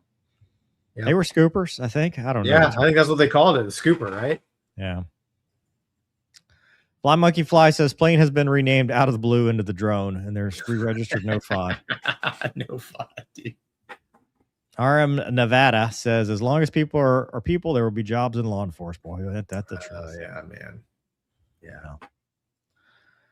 Yep. I know. All right, bad news, Gonky. House bill defunds the Air Force. So we were all excited that, we were excited we were getting money for flying hours and parts. Well, the House bill said, you know what? No. Air Force planned to increase flying hours and improve parts availability. Well, that took a hit a couple days ago as the House Appropriation Committee approved a spending bill which cut back both of them. The bill, which now must be voted on by the full House, cut the funding request for a revolving fund that enables more timely delivery of spare parts by half. It was $4.4 billion now to $1.7. And the flying hour program cut was smaller but significant, dropping $121 million from 7.265 to 7.144. This is their demonstration of their willingness to dial back key funding from its record $1.5 trillion request. But however, they did vote to increase the investment Air Force research and development, adding $1.74 billion. They also slashed the working capital fund, procurement. What was the other thing, Doug? The third one? Operations and maintenance by 360, because, it never goes poorly when you cut maintenance. In a report accompanying the bill, the committee criticized the request as unjustified growth. The approved total is still substantial, far above the other service working capital funds in 2027. Same time lawmakers add $375 million in Air Force requests for spares. Yeah. Scroll down. They also took aim at the plan to acquire KC-46 to replace aging KC-135s, citing excess growth. Lawmakers slashed the Air Force's $543 million request by 47%. Wasn't all cuts, though. They added $300 million for two C-130Js for the Air National Guard, $180 million for the Fat Wendy combat rescue helicopters. They also added $114 for B-52s, calling out the modernization, and they added $20.6 to the program requested status. Yeah, that's still got a long way to go. Senate Appropriation Committee has not released its version, and then it has, the how does a bill become a bill? We're going to do that cartoon. Gonky, your thoughts, my friend, as you're Googling things.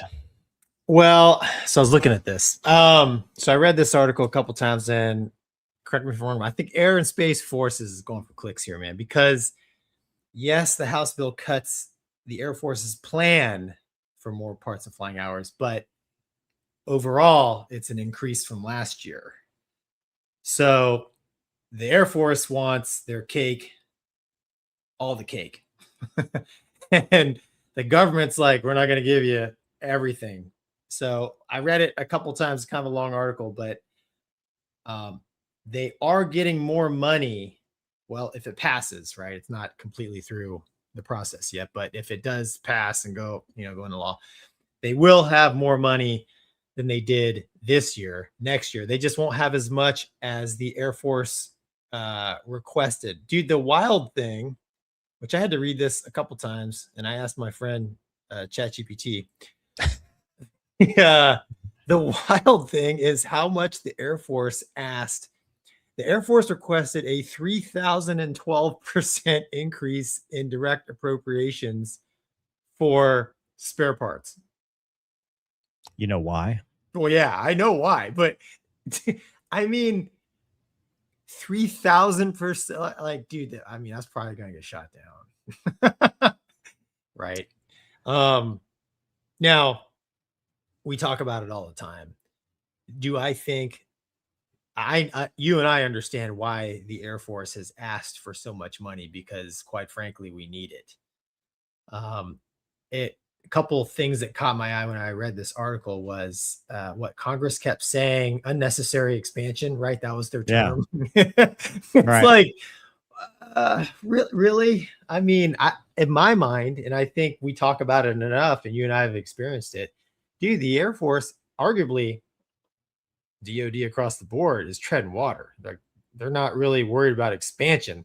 They're concerned about, dude, we got to hold what we got. So the Air Force in this article, what it tells me is they want to put a lot of resources behind the aircraft, airmen, and logistics systems that we have to strengthen what we have now. Whereas I think Congress is trying to save money for future weapons, which, dude, I mean, I can see both sides of the coin, but I think the Air Force is right here. And dude, there ain't gonna be a tomorrow if you can't fix what you got. I mean, that's kind of what I believe. And if all you got to do is look at the last 10 years or so. So I agree with the Air Force swinging for the fences and asking. And my hat's off to the government for at least up in the ante from last year. But man, it's too bad that they couldn't have got a little closer to what they were asking for, because as you and I know, man, there's big gaps in training, and a lot of that it wouldn't surprise, like the air tractor thing that we talked about. Pretty much every military accident we've talked about, it's like you look at the recency of flying, it's kind of low. There's issues with the weapon systems, parts. I mean, I don't know if we'll get to it tonight, but the Marines are getting F-35Bs with no radars because those things aren't ready. I mean, dude, it's really is bad. So focusing on the health of your military now, I think, is prudent, and that's what the Air Force is trying to do. What do you think, man? I agree with you. Not so much of the clickbait thing. I mean, I get what they're saying. The problem is we were in such a deep hole that you needed a 3,000. Like, Valid. there's a couple factors going on. You bring up a good point about the OA-1K mishap that we just talked about. When I read the number that it was a $19 million aircraft, I was like, it's Dusty Crop Hopper. Like, right. That's a $19 million aircraft, but they got the government discount, but continue. But what I'm saying is everything is more expensive. So yes, it's an increase, but everything costs more. Fuel costs more. The pay of people, which rightfully so, service members need raises, but like all those costs have gone up and we have not increased it to keep pace. And what we've done is we've sold our souls, and I've said this before, for 5th gen. We've let 4th gen kind of go by the wayside and then realized that we've burned our assets into the ground flying circles over dirt for 20 plus years. And as you know, as a shade tree mechanic yourself, older equipment is more expensive to maintain because parts availability, because it's just like time parts are aging out that you never thought would age out. And so, if you're going to fly what we have, because our procurement is so bad, it'd be one thing if the argument were, hey, you know what? We're not going to spend money on parts and ensuring, that we're fixing what we have because we're going to get a brand new FAXX next year. Well, if that were the case, I would say, hell yeah, dude, slash it. Let's spend the money on new stuff. But the problem is we can't. We are unable to bring anything to market within 10 years at the best. Yeah. At the worst, it's 20. And in some cases, it's even more than that. So, what the Air Force has tried to do is say, hey, look, here's how much it's going to cost to have the Air Force that you want. And you've said this before, you get the Air Force you can afford. And we shouldn't be looking at AIB reports and saying, well, they had 4.3 hours in the last 30 days. They had, 9 hours in the last 60 days. They had 12 hours in the last 90 days. Like when you and I came up, 300 to 400 hours a year was normal. Right. I mean, not 100 hours or less. We made fun of the countries like that. And yes, the toys are better, but that means you need to fly them more. You need more flight time, and there's no replacement. No amount of simulators, no amount of anything will replace actual seat time, not just for the pilots, but the maintainers, getting the reps on the actual aircraft, keeping those flying. And the more you fly them, the better off you are. So I like the idea of increasing it. I hate the idea of decreasing it, even though it is a net increase still over last year. Last year was pathetic. We're trying to build off of what's not good. That wasn't all bad, Mover. I mean, the highlight of the article here, given my background now, is it wasn't all cuts, though. Lawmakers added $300 million for 2 new C-130J transports for the Air National Guard. See, so, I mean, the Herc, dude. We're going to get more Hercs, which is good. But no, I agree with you 100%, man. We talk about it all the time. It should have added more money for F-16 Block 70s and F-15 EXs and more flight hours, which they did add EXs. But that's the thing is, I think they didn't say it right. Didn't we ask for like 70 something EXs? That's going to require more flying hours. You've got to have more pilots, and parts. Yeah, I mean, come on, man. As long as the B-52 is flying, you're going to need more money for parts because. Yeah. I mean. Well, there's something they did. I think they approved the Rolls-Royce upgrade. Right. Yeah. Which that thing, I mean, dude, we should have had a new bomber. Yeah. So they added $114 million for various B-52 related efforts, including self-protection upgrades, modernization. Yeah. Right. But you still have a B-52 that's 60 years old. Oh, and the skin's wrinkled. It's not it's the airframe. If they could have every 10 years, they should have been on a lease and been like, you know what? Every 10 years we're getting you new jets, because it's the airframe hours that are the problem. It's the service life. They call it the service life upgrade, service life extension program. Yeah. It doesn't make sense. And what's going to end up happening is you're going to have more mishaps, because when training and parts and maintenance, when you don't have enough flying time and you don't have enough parts availability and you're trying to fly aircraft that are not fully mission ready, you're not full up. If you're going to operate any high performance machine, you have to be funded, man. There's no replacement. I mean, imagine, dude, if a race car driver, the only time he got in the car was during the race, you'd have a lot of dead race car drivers. I mean, that's why in sports we practice, in military aviation we practice too. And if you don't have the funds or the parts to do it, it's high risk. It's already high risk. Yeah, it's just I see this with like law enforcement agencies that say, hey, I want to have an aviation unit. Okay, well, can you afford to spend millions of dollars a year? No. Well, then you can't have an aviation unit because it needs to fly. And if you don't fly, you're a liability. 100%. It's you get what you can afford. And if you can't afford it, then just say you can't afford it and move on. But if you want the world's most powerful Air Force, it's going to cost money. It's not free. That's right. Yeah. And I think it's worth it, personally. Nothing projects 100%. power better than being able to reach out and touch somebody. Yeah. So to speak. Anyway. No, in real life, too. Warheads on foreheads. That's it. And Easy Giggle says, FYI, that DOD has never received a clean audit reports on its financial statements. 100%. And, I mean, we get fleeced by every contractor known to man. Yeah. So, there's that. Paul says, U.S. military can no longer fight 2 wars at the same time, only a minor one at a time.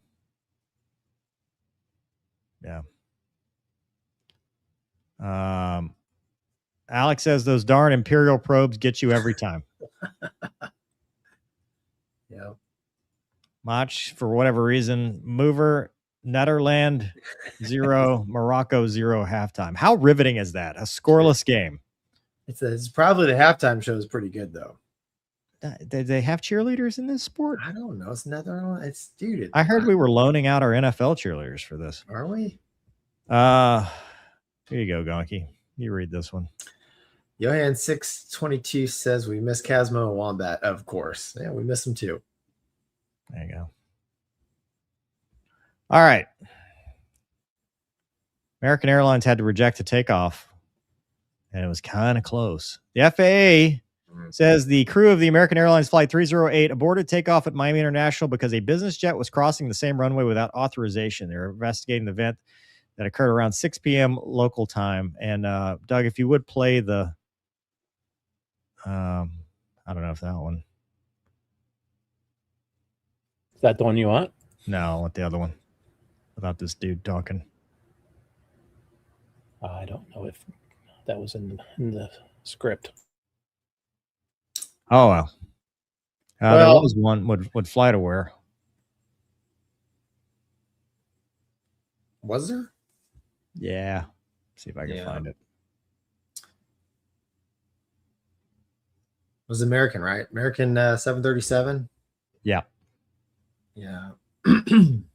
I think they play it in that, like if you play that that report, like in the middle, they have the whole, Okay.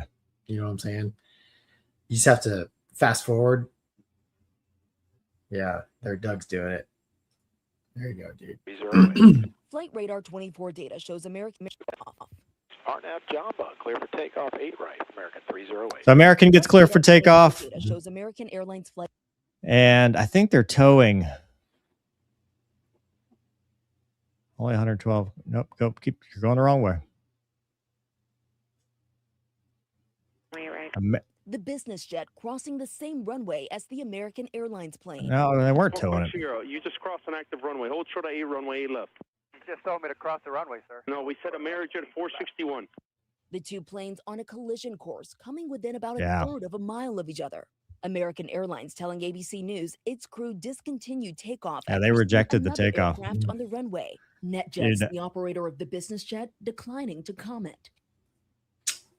Yeah. Dude, that's the kind of stuff we're getting lucky far too much. So American 73 was clear for takeoff, 8 left. They cleared Amerijet Heavy to cross 8 right, so a different runway. And the NetJets crew heard it as for them to cross. Right. So the article says that it aborted its takeoff. The business jet was being controlled by a third-party maintenance vendor when the incident happened. So they were either taxiing it or towing it across. Yeah, so NetJets misheard the call sign and got the runways, missed the left and right part of runway 8. Yeah. And that is EJA 434. Whatever an EJA 434 is. I don't know. That's yeah. So what'd she say they got up to, like 60 knots? Yeah, they 60 said less knots. than a third of a mile. So I mean, Yeah. a couple thousand feet. I mean, it says luckily they saw it. I mean, they saw it, did a rejected takeoff. They're looking out. It's the kind of stuff you train for. I mean, that's the sim profile, right? Somebody just entered the runway, Right. reject my Yeah. aircraft. Yeah, it kind of sounds like ATC saw it unfolding as well. Yeah. But yeah, man, runway incursion incidents, like that's why I like the whole land and hold short operation thing, like when runways intersect, land and stop before the intersection because another jet's taken out. I don't like any. No, I don't like lasso. No. Across runway stuff. So Miami, 8 left and 8 right. 8 right's the inboard runway. That's the departure runway. 8 left is the arrival runway. So Amerijet, the heavy, was Clear crossing. cross. Yeah. Because the cargo ramp's on the other side. So Yeah. crossing. And NetJets was probably going. They're probably, going to the maintenance side or something. Yeah. But that could have been 112 passengers on board. I mean, that's not full by any means, but that's still a pretty big. Yeah, I've messed up radio calls before too, but I mean, I mean, with the maintenance, I wonder if there was two guys or two people in that NetJets. I don't know how they do maintenance. So, I mean, I guess they just have, because they might just hire them to taxi Maybe, to yeah. the other side, you know, to bring them to the maintenance facility or something. You need two to taxi, right? I mean, I don't know. Yeah, I don't know. It's still scary though, man. Good thing the American crew saw it and were able to, you know, get stopped, because that's no bueno. Yeah. Yeah. No, we don't have anything there. And then Gonky, I know you wanted to talk about this so bad. Which one? Oh, dude. I'm gonna let you run with this one, because this is you've been excited about this ever since I showed you this article. It's not that I'm excited. Yeah, revealed RAF Top Gun traders paid hundreds of thousands to train Japanese. Sorry. Wow. Chinese. Wow. Gonky. Dang it. I'm so glad you're the one doing this. We dodged a bullet on that one. Son of a gun. Yeah. Good thing the Asian guy said it, right? Chinese pilots how to shoot enemies out of the sky. So basically, former RAF and Navy Top Gun pilots were paid hundreds of thousands of pounds to train their Chinese counterparts how to shoot down enemy warplanes. So scroll down a little bit. All right, right there. So this is wild to me, man. Here's a photo taken inside Chinese military base, shows former RAF pilots James Milmine, Sam Cohen, and Duncan Forbes grinning in front of a J-11 fighter jet with probably their wives. No, hold on, go back up real quick. That is definitely a J-11, flankerish looking airplane behind him. It's very clean. In the paragraph above, like if you read the article here, it says extraordinarily all of them were being monitored by MI5 and MI6, but apparently the government was powerless to do anything about it because of a glaring loophole in UK national security laws, which has now been plugged. Scroll down, Doug. So here's our three characters. One of them, they're all a mix of RAF Tornado, Typhoon, and F-35 types. Yeah, Sam here's got 3,000 hours, 17 years. I think he sold watches, right, as a model as well. James Milmine is a frontline RAF fighter pilot, 16 years, he flew Typhoons and Tornadoes. And then go to Duncan. Duncan is also a Typhoon pilot who also instructed U.S. pilots at the famous home of Top Gun Training School in San Diego. So this article is a little... Yeah, San Diego. So what they're talking about there, so it's a little bit of a long article. So basically, he was probably a VenFat 101 instructor. So yes, Top Gun used to be in San Diego, but not anymore. So he trained with Navy Marine Corps Hornet instructors in Miramar, would be my guess. So says 18 British pilots recruited to train Chinese or PLA Air Force pilots. 6 were involved in teaching air combat skills, 6 teaching submarine hunting techniques, and 6 were instructing future Chinese test pilots. So they were air, land, and sea is what they were going for. Scroll down, Doug. There's another picture here. Hold on. Former RAF and NATO pilots pictured alongside Chinese military aviators after sessions teaching with Western aerial combat techniques. I mean, Mover, this... I mean, this picture to me is pretty wild. I mean, I don't even understand why they would agree to take a picture like this. I mean, Money. Yeah, but I mean, look how happy that dude is. He is getting money and fame. Remember when Runner Brown, we talked about that, and they said, oh, he went there because it was like reliving his fighter squadron days. And, you know, I want to do this because I want to be like, there's different reasons anybody does something like this. Right. But at the same time, like like you're going to be a wanted man by your country. Like, I don't get caught. Right. If you get caught. So you probably don't want to get caught because you got paid all this money. So why would you be taking pictures like this? That's what I'm getting at. It's like, man, they probably put them so on you're Facebook. not worried about that they did it. You're just upset that they took pictures. Both. I mean, I am worried that they did it, but I'm shocked that they took pictures documenting themselves basically. Would you like to let our Chinese audience know that you're available? I'm not available. Anyways, keep scrolling, Doug. Yeah, so basically, so they set up basically a school in South Africa as kind of a front to do this whole thing. And the front man, scroll down. Doug, that right there, dude. That handsome man. That handsome man. Master spy. Yes. Got honeypotted. Stephen Su, regarded as one of the most damaging Chinese spies in his generation, is still attempting to lure NATO trained pilots to China.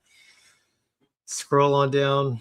Keep going. Yeah. So he actively goes out and tries to recruit people. Apparently he's quite friendly and fun to be around. So and then it talks about each of these guys' qualifications and what they were doing. Keep scrolling. He actually appeared in a promotional video. Yeah, I mean, well, okay, so I think they're talking about the for Bremont, the watch. Right, for the watchmaker. Yeah, so he ejected. Right. So all three of them though have obviously their homes and stuff have been raided and repossessed since all this is broken out. And here's the field that they were working out of in China. Scroll up a little bit, Doug. Let's see right here. So according to the sources close to TFASA, which is basically the outfit where they're teaching the Chinese our tactics. The air combat courses were initially taught at Quahar Airport in Heilongjiang province in China's frozen north. In about 2019, the Western pilots moved to a more secure military base near Jinan, right? South of Beijing. U.S. legal papers also allege instructors taught Chinese fighter pilots to land jets on aircraft carriers, which we talked a little bit about that. That was Marine guy. Yeah. Keep scrolling down. And now they're very good at it. Yeah, this is kind of a cool picture there of old Keith Hartley. Yeah. Did he eject his Wizzo as the last flare? Flying the convert. Yeah. The convert to the that was an incentive ride going wrong, I'm sure. It's just the Wizzo. He's had enough of him. That's right. Yeah. So scroll down. This guy here. Scroll down, Doug, a little bit more. All right. One of Britain's most celebrated test pilots, Peter Cross. No. Koss. Scroll up. Koss. Scroll up. Up. I can't see. Became the Chinese chief instructor after a career as BAE Systems F-35 test pilot. Dude, so they got an F-35 test pilot. That must be a ton of money. A couple 100,000 pounds. Is that a lot of money? Yes. Is that enough money to commit treason against your country? Dude, I don't know. So yeah, one of these cats here was an F-35 test pilot, worked for BAE.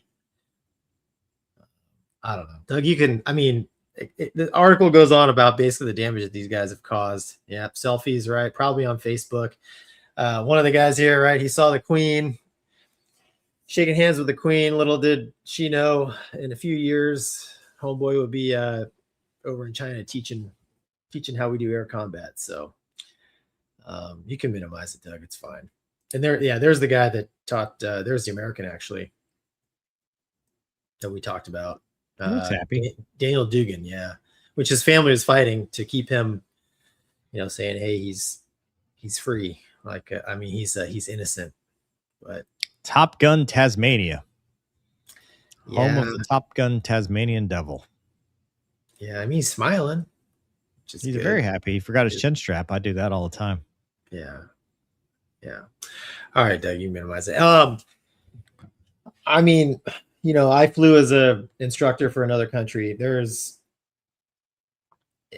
like State Department has to approve that stuff, right? That is a well-vetted contract between what I did, a well-vetted contract between two militaries. The U.S. checked me out before I went over, and actually the one of the hangups for me getting over there was the Malaysians had to do their background check on me as well.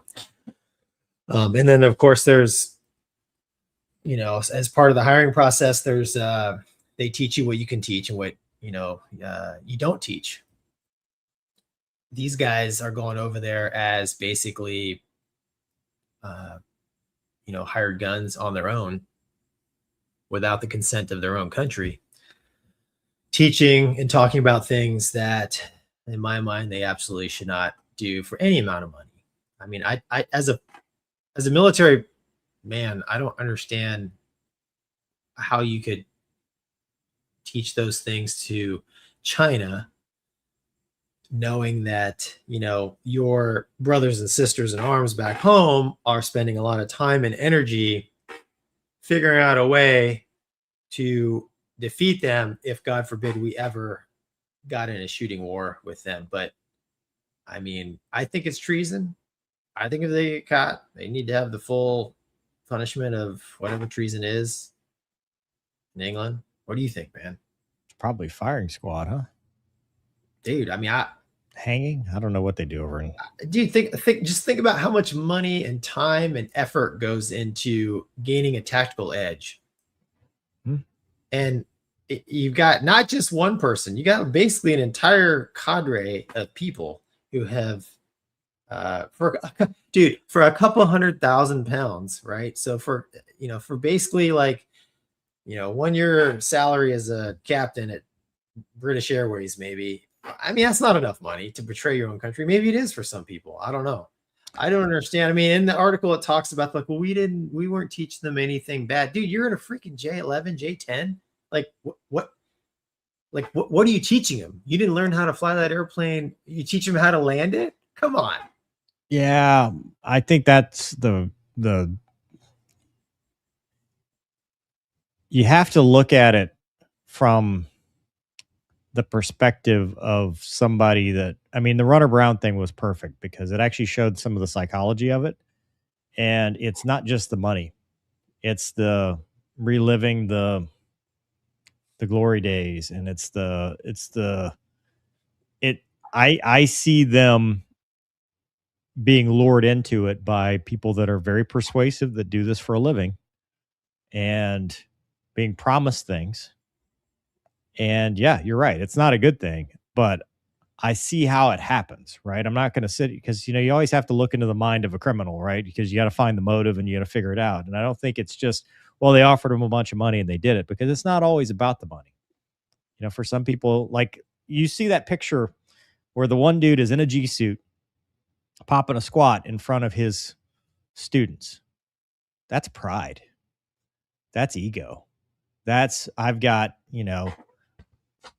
30 people or 20 people, or however many is in that photo, that adore me, and they think I'm a sky god. There's a lot of that ego to it. Human nature is weird, man. And I agree with you. I mean, it's they're going to face for their actions, and they're going to answer for what they've done. But when I look at it, I try to understand why. And I think the why is a little bit more nuanced than just, well, money or this or whatever. You'd like to believe they weren't outright believing that they were traitors to their country, right? You want to believe that somewhere, because if you believe that they were outright traitors, then you're like, well, wait a minute. How did they get through as far as they did in their career? Were you serving next to a traitor the whole time? Or was it somebody who may have started with good intentions and went down a bad path? And that's kind of what I think happens in a lot of these cases is, maybe they're a little naive even for their age, and they're lured with that second chance, that other opportunity, because of the ego and all that stuff that comes along with it. Plus the money. I mean, the money doesn't hurt, but if somebody told you could go to another country, be treated like a king, and be given a lot of money, and you didn't believe that it was going to hurt anything, I think that's for them is a tougher sell. Yeah, but if they're like, hey, Gonky, go to China, we'll pay you $500,000 a year. You're going to teach fighter tactics to J-10, 15 people. I'd be like, no. Right. Well, I mean, I get it. I totally understand what you're saying, dude. I'm not in the minds or in their, but in the devil's advocate side of this, we're not at war with China. That's what I'm saying.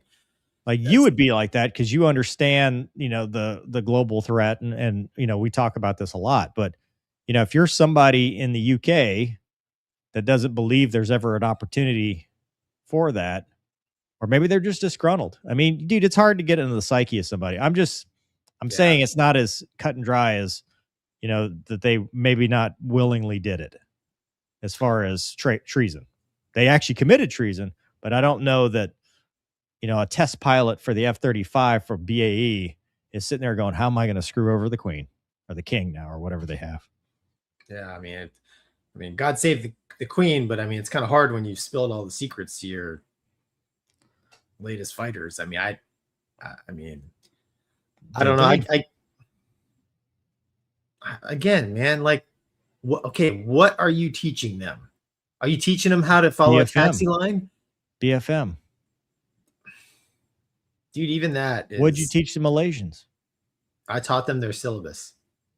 Maybe they taught them their syllabus. No, but their syllabus was given to them by the United States, dude. Yeah. You know, but that's I mean, you know, dude, if this was like if that was like a 737 behind them and there's like civilian pilots and stuff, it's like, all right, I mean, they're probably teaching them, you know, CRM. But dude, you're in front of their frontline stuff, G suit on, flying with them. I mean, in some ways, I look at that picture and I'm like, you've got just as much of an opportunity to gain intelligence as they do. That's true. Somebody sent you in a J-11. That honestly, dude, if somebody sent you and me to China, we would get more from it than they would. With our bad gouge, we would actually help. Right. We have no idea what we're doing. No. We taught them all the wrong things. Yeah. Yeah. Like, Gonky, sir, we thought that Americans stopped doing this tactic in 2010. No. Oh, no, it's still current. No, trust me. Yeah, that's right. Beak to the merge, baby. They were handpicked by MI5 to go over there and tell them the wrong thing. Yeah. I do. And you know what? You're 100% right. I mean, there are spies to spies, double spies. I mean, all kinds of crazy stuff going on. I at face value, I just find it wild that you could betray your country. I mean, you know, everybody has their political views, but I like, as do I, but I love my country. Like, I love America and when I'm wearing the uniform, it's all about the men and women that are around me, you know, like they're my brothers and sisters. And I don't see how anybody could, on purpose, especially for money, do something like this. I picked a random comment, just happened to be looking at it. This is a good point.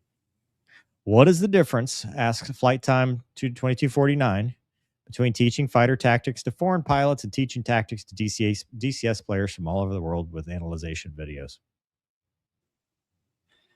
Well, I would say that if you are somebody like us with actual experience teaching actual stuff in DCS, I don't think there is a difference. No, that's why I don't do it. Exactly. That's why you never see anything beyond unclassified BFM. Nope. Guns watch only. Mover and I screw around DCS. It's all guns only BFM. There is no difference in my mind.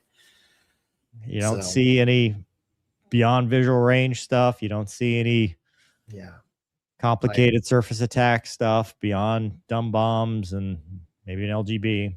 Yeah, I'm not, other than when Mover and I get the opportunity to do some DCS, I'm not in that space a lot, but I don't, from like the videos I've seen on occasion, like Growling Sidewinder types that put out BVR type videos, you know. No, I've seen former military pilots from various countries who have put out beyond visual range stuff that I've been like, really? Okay, I have sent it to. Yes, you have, because I sent it to you and you said, "Holy shit!" It was very recently too. Really, dude? Holy shit! How many concussions have you had? Well, listen, if that's the case, that's a fine line you're walking. I don't touch that, dude. No way. Nope. No way, dude. It's too close. Like, it's just. And people have always asked me why I don't do it. And it's because here's the thing. It's close enough to be close enough. Because if you go out and say it's not realistic, here's why, you have just validated the thing that you weren't trying to disclose in the first place. That's why it's dangerous. It's not that DCS is some magical, one-for-one representation of real life. It's that if you go out and go, well, why is it doing this? This isn't how, that thing does in here. Right. And I don't even like, I mean, even I like you said last week, probably all of our stuff is super old and outdated, but like even my old habit patterns with the radar, I don't like, even stuff can be gleamed from, even though now everything is ESA. It doesn't matter anymore. That's true. But there's just an opportunity to really screw up. And dude, it ain't worth it. All right. Well, thanks for that. Let's see what the people have to say. Gonky, that spy dude from China is watching right now, trying to figure out which sales tactics would work on you. Well, the new fridge. I need just money. My just the money side, right? Yeah. Yeah. No thanks, man. Does DCS model cat shot brain? I don't know. That's funny. Old Navy guy, the former SFWSP and VFA 125 Hornet instructor in me is targeting multiple groups of used to be friendlies. That's right. Yeah, that's funny. At Soft Cot, hey boys, your Iranian American buddy here. In reference to the drone situation, we have smart dudes, but we all left, so I doubt they have anything like that. Now Chinese stuff is a very different story. Love you all. Oh, thanks. And we love your puppy. Yeah. Thanks, man. Rob says, I cannot understand the Blue Falcon mindset that these guys had to have to do this level of betrayal. They should all get the death penalty. Disgusting. I think when you look down to it, I don't think that they intentionally go out there and do it. I think they narcissistically believe that they're not. It's no different than Malaysia. It's no different than going and being a UAE instructor for a contractor. Like, I think it's very rare that you got the full up sociopath that's like, screw this, screw the allies. I'm going to go help them, win the next war. Like, one thing that did catch my attention, I'm not smart on this. We'd have to ask Tim Davies, but they all were like 16, 17 years. So did they get screwed out of a retirement? They flew probably. Oh, you mean in the military? Right. Because it's like, flew for the RF for 16 or 7. None of them were like 20 years. And I don't know if they do a 20-year retirement. We'd have to go back and watch the interview. I feel like we asked him that. I don't know, but I saw. I don't think he did a full 20, did he? No, I don't think so. Yeah. Well, yeah, I don't know. Two Wolf Jaeger says, Mover, if you ever train the Chinese, make sure you start them off with the historical documentary that is Iron Eagle. Yeah. Crazy Pete says, I liked it when you guys flew Mustangs in DCS. Same, because there's no chance for China does not care about that. No. Brenton Photography, the Snowbirds did a final farewell flyby over Nova Scotia today, and all I could think of was Gonky's sympathy. Yeah. Awesome. We didn't even get to any of the flyby topics today. We've just been so busy with T-Bear. No. But you know what? That's enough show for today. So 2.5. Wow, we're at 2.5 hours. Man. It's time to end this. Wow. Well, thanks everybody. Thanks for watching. We'll see you next month. Next month. Where you going? What's going on? Oh, wait. I see what you did there. Dude. Yeah. It really is like catch-up brain, dude. It's catch-up brain. Catch-up brain. Enjoy your Freedom 250 this weekend. Yeah, that's right. Yeah. Happy Please firework responsibly and stop your fireworks before 9 p.m. Yeah, think about all the canines and small children and old men who are trying to sleep.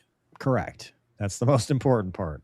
Yes, exactly. Especially the angry types with a badge. Also, make sure you have as many digits coming into this weekend as you do going out of this weekend. Right. What other advice can we give people, Gonky? Light fuse and run away. That's right. Remember the reason. It's freedom, damn it. Not fireworks. That's correct. 250 years. The experiment continues. Yeah. Oh, we got last minute. Full Afterburner says, is the guy who teaches people real shit on DCS from Greece? No. I don't know what that is. Mach says, Mover 0-0, still 30 minutes to go. That is riveting. Just absolutely riveting. I can't imagine just the riveting nature of the rivets. I love it. I love it so much. Kick. It's like watching a bunch of kickers. Ozymandia says, the USA game flyover. Any guess as to what equipment? B2. Probably. I don't know. Yeah. All right. Good night, everybody. Enjoy Night, your life. everybody. See Thank you next you. month. Happy Donkey. 4th. Yeah. Happy 4th. Good Night, night. folks. Night, Doug.